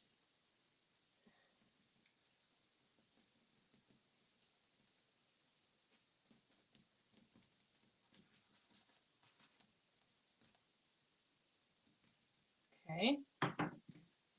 This color goes a little bit better with the color of the jewel effect paste we used for making the stenciling. So I'm just going to use two colors together.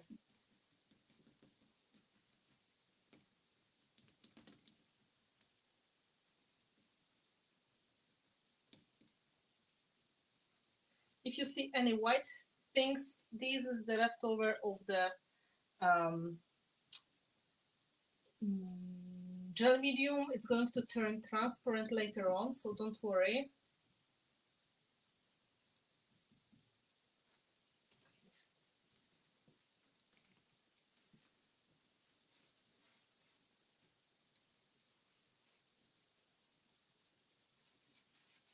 And of course, we don't forget about the large gear.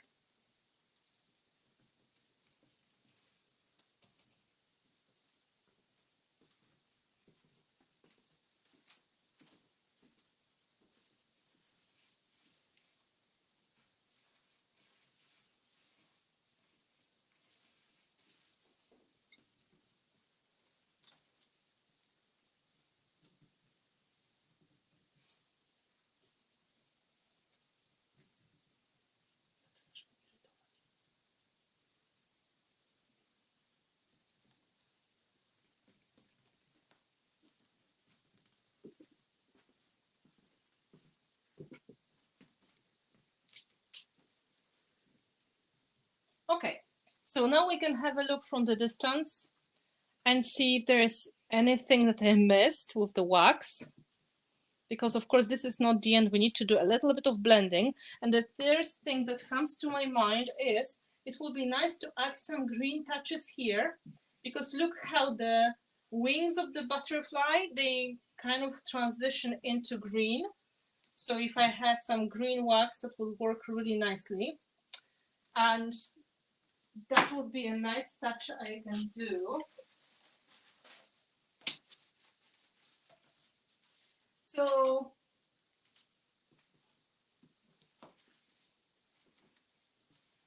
emerald, peacock, or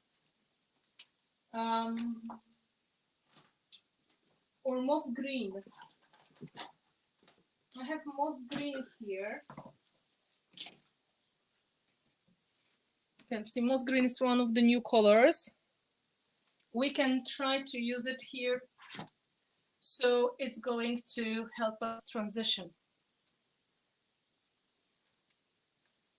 Okay. So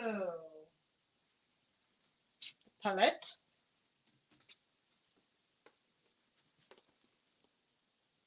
This is gold with green in it, so it has to work.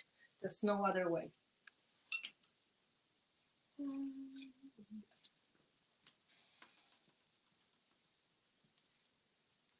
can see how nicely this green works.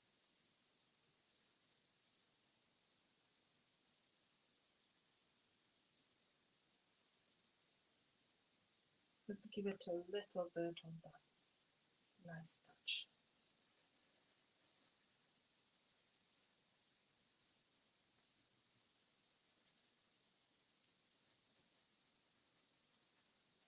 Okay. The same here, there's a bit of the butterfly wing transition. You can do that as well. You know, these are like nice touches that will help you to make things a little bit better. So in a way, you can play with them, and they are really good techniques. If there's some imperfections, you can hide them easily.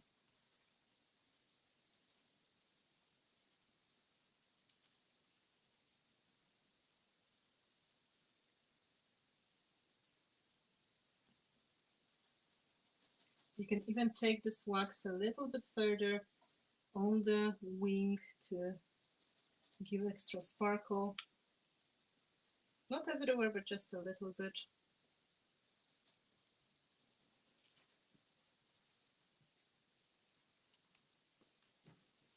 And I'm going to do that quickly on the other side.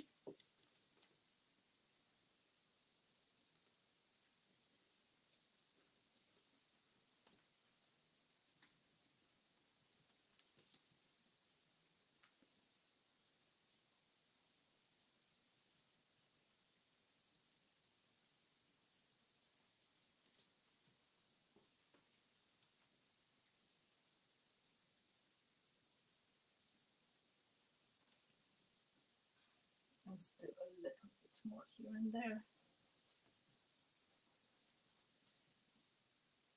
Remember, this is a large-scale project, so sometimes if you feel you're going a little bit heavy-handed, it doesn't necessarily mean there's something wrong with that.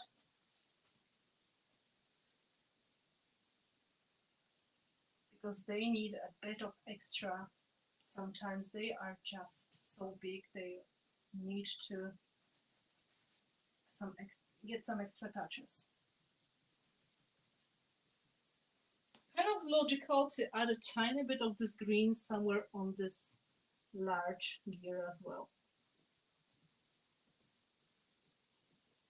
for good measure.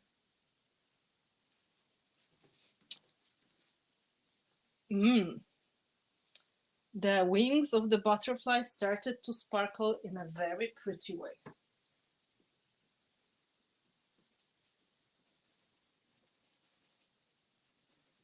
I think I should rub a little bit of the Firebird this way in the orange parts. Or even better, the flame. There is flame color from the new colors, red flame. And that would add very nice touches on the edges of the wings as well.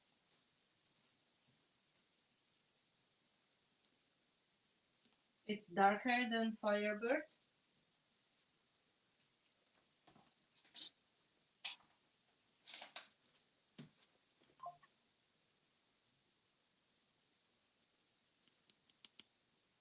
Okay, let's do that.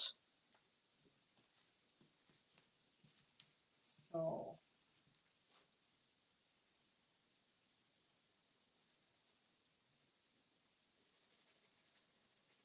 not too much, just to make it more vibrant.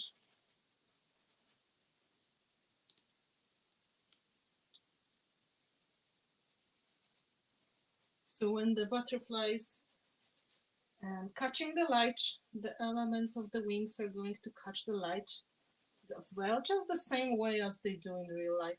You can do that with metallic acrylic paints.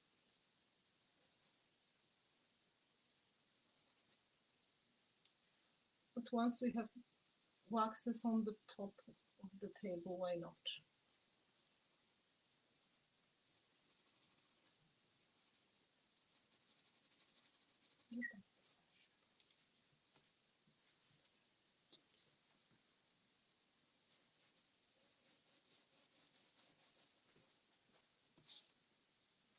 So that makes them a little bit more vibrant. And then for the finishing touches, a little bit of the contrasting wax on the gears to help them catch the light, and a bit of the the same texture effect paste to create almost a bit of a rusty feeling.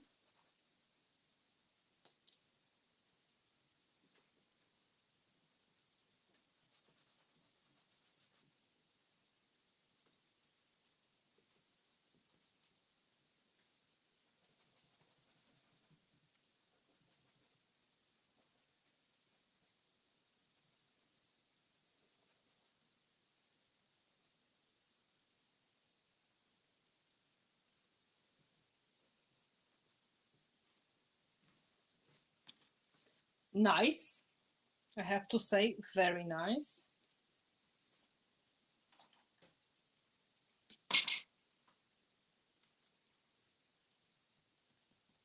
I feel tempted to add a little bit more here and there of this red.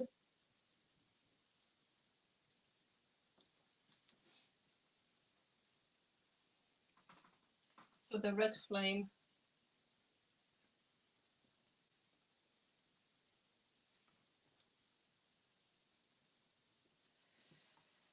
okay. So what we can do, we can take the leftovers of the paste, especially the one that is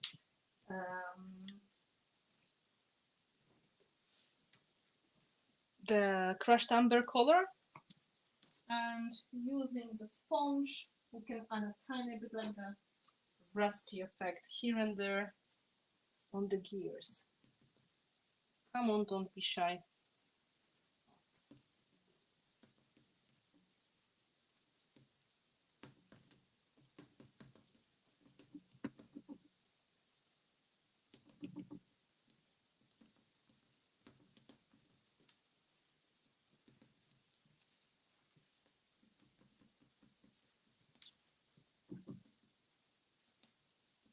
So in a way that is going to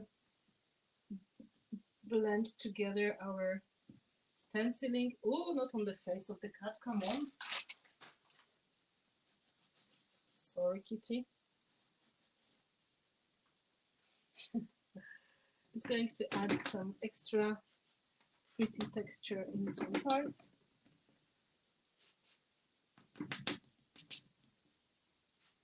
And that also makes sense. Thank you.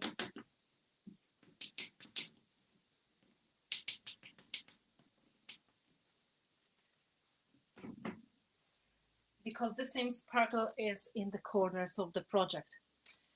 Yeah, so there are many other things we can do. Because so far we have nicely looking wings with the details and so on. We can work with some antiquing waxes to make sure some parts of the wings feel a little bit further away. We can work with some paint to make the transition of the face of the kitty to add a little bit of the extra fur. You would have to think about using liquid acrylics, for example, the amber color, and a bit of the lighter tones. So just to blend that edge a little bit more. Of course, more of the elements in the background, like extending the stenciling a little bit, but also adding some splats, highlighting some parts of the composition. So for example, glossy accents here on the goggles, adding some golden paint inside of the kitty's eyes to make them more shiny, maybe adding some whiter tones on the face of the cat to work a little bit more on the better contrast. It is really up to you. The biggest job is really to prepare the background. Later on, once you have the touches on, it's just easier to work on it. I was thinking it would be kind of easy to add some darker tones using the antiquing wax, creating the feeling that the wings are a little bit further away. I will try to show you that. And then I would be always tempted to add some sparks paints to add extra shine on the wings of the butterfly instead of the wax. Do that with the sparks paints. This is what we did on the dolphin. It's amazing. And adding more definition, more contrast to the kitty. I would be adding some splats in the background, But these are really ideas, and I think with what we have here, we have a good range of the techniques to give you the idea what can be done. What I really like to do, because the face of the cat is quite white, we can add a little bit of the highlight on the gears as well. So using a little bit of silver makes sense to show the elements of it a bit more. I'm not sure where the silver is. I'm going to use Celestial instead. It's almost like that, warmer. So if you feel like, yeah, we're losing some details, you can add some of the lighter tones as well.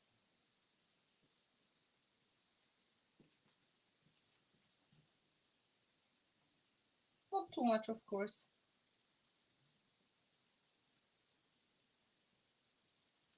But the details will be a tiny bit more visible, especially from the distance. Remember, this is a project where you are going to look at it from far away, and that means the contrast should be a little bit more dramatic.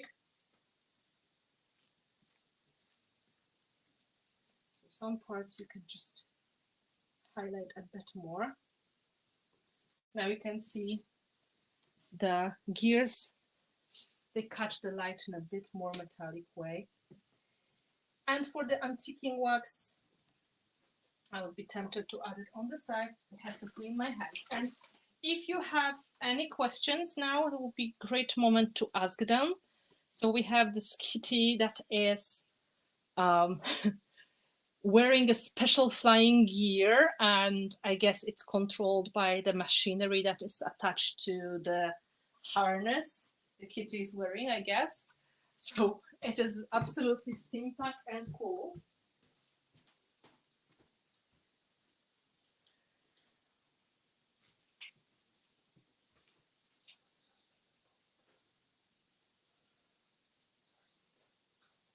Yes. Mm-hmm. There's a question about the size of the canvas. The kitty was 85 by 60 centimeters. The canvas is 100 by 80. So I needed extra space for the wings. I take the sepia wax.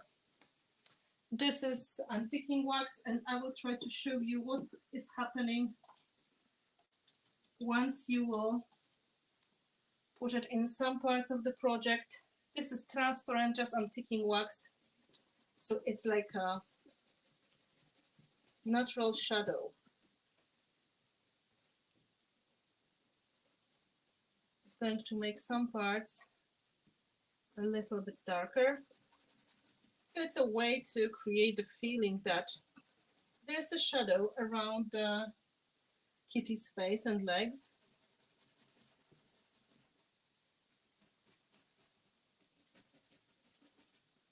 It's a subtle effect, but gives you the illusion that something is a little bit further away.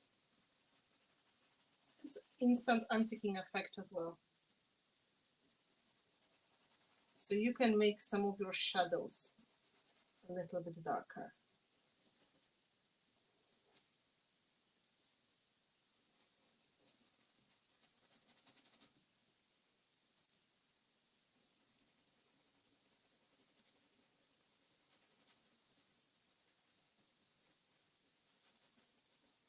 And of course, naturally, we're going to do similar thing on the other side.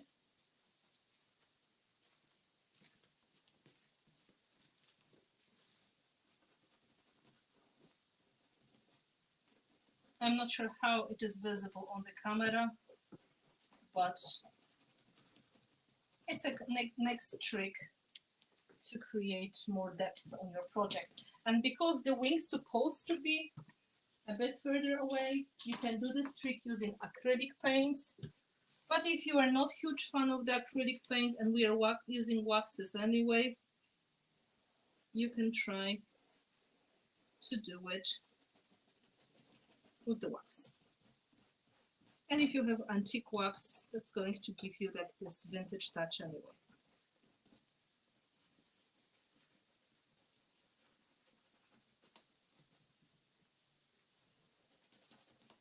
Let me see.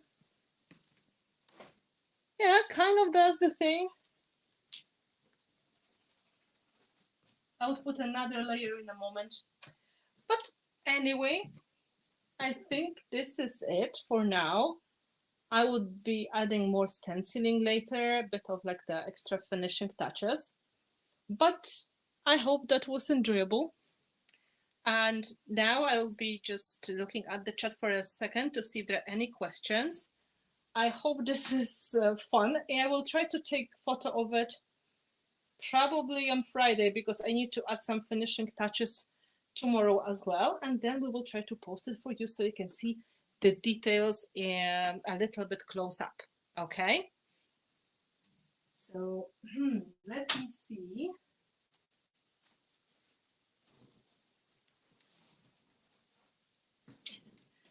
Thank you.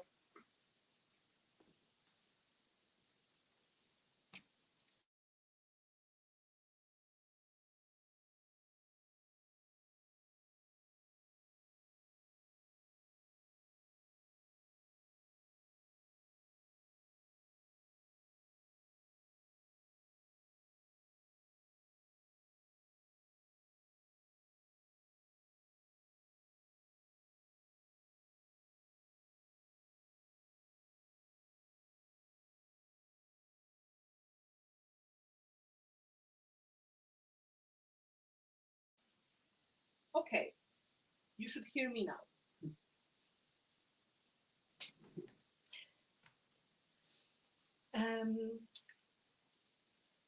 Let me check.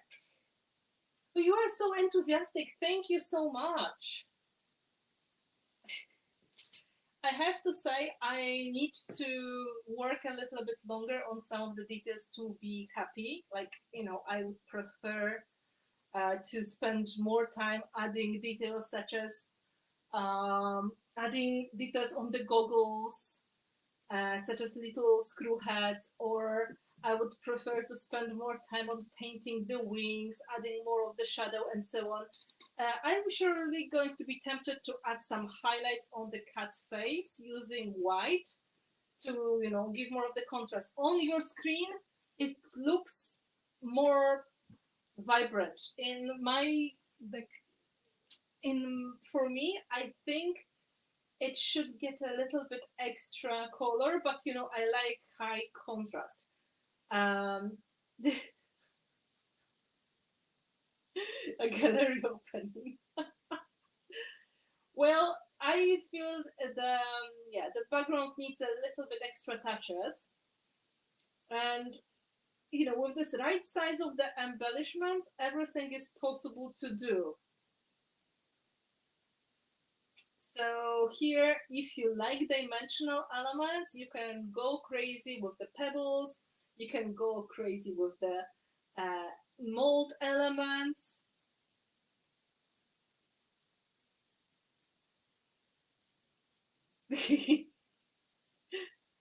I wanted to make something fun, and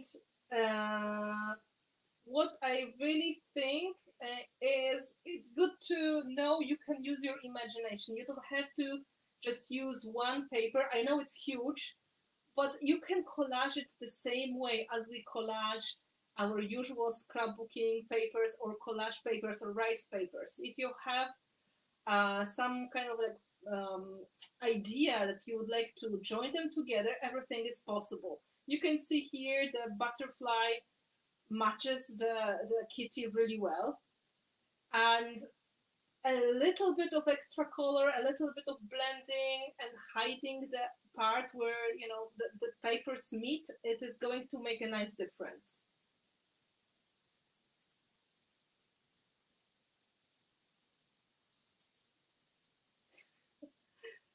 I have to figure out where my kitty is going to go. I have the problem with the dolphin as well.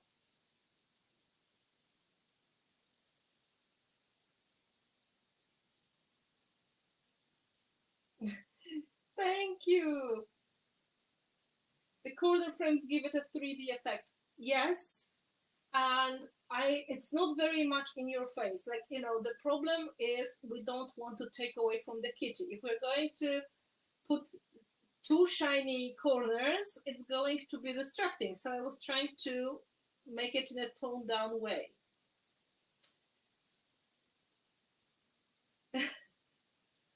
So I hope that makes sense. I will be surely adding a little bit extra color on the eyes as to make the pupils darker. I will be maybe highlighting the gears on one of the wings a little bit more. Just to play, I think I will be using a bit more of a metallic paint and a fine brush now. But I really like how the harness started to, work together with the wings. I think that was kind of a cool solution. So just to remind you how it was all done, quick recap.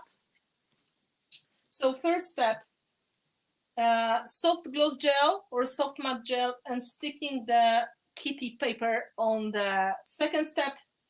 Pulling the edges a little bit so the fiber is going to blend into the canvas a little bit more. Drying. After drying, taking acrylic paint and painting a way to create the blending effect so we don't really see the canvas anymore. I was using combination of impasto and liquid acrylics. After drying that, sticking the wings that were cut out from the other paper using, again, soft gel. Here, you may want to use gesso before to make it a little bit more contrasting. I prefer more muted. And next, covering that with clear gesso so it's going to get matte and really fits, blends into the papers and into the painted background. Then sticking your elements of choice. In this case, these were casts made with the Finnabair molds, and these were the bigger gears. Some of the older ones, they're also from my sets. These are kind of all of from the sets I made. Sticking them with the heavy body gel so it all sticks nicely, and then drying with the heat gun to make sure it's going to dry. Painting that with the same impasto paint. In my case, that was chocolate brown with a bit of black gesso, but you can do any other color that you have in the project as well. But that kind of was blending in nicely. Once it was dry, waxing with the waxes, metallic waxes of your choice, playing with the effects.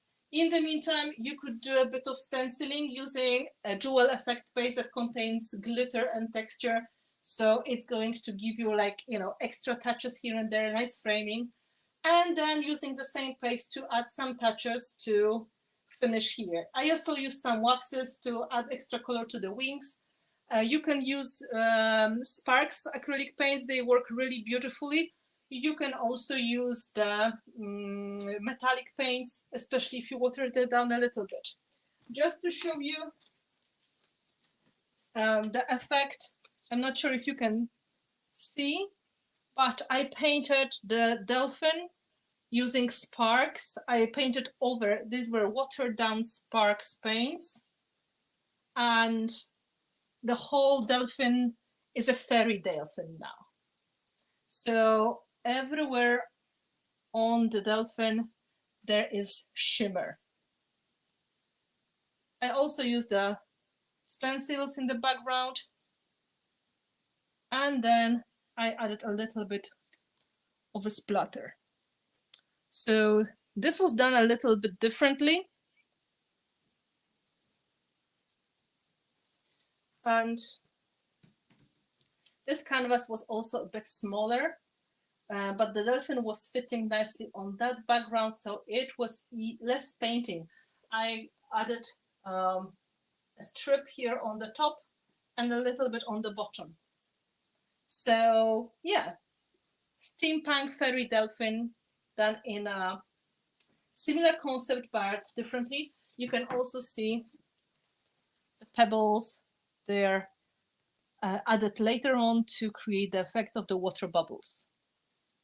Okay, air bubbles in the water, sorry, not the water bubbles. So thank you so much for watching. I hope that was fun. We were quite lucky that none of the cameras died.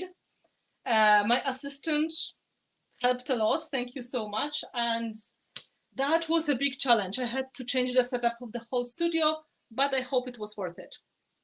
So thank you so much for watching. And I hope you got inspired to play with something steampunk. Sorry, I was not showing myself, but thank you.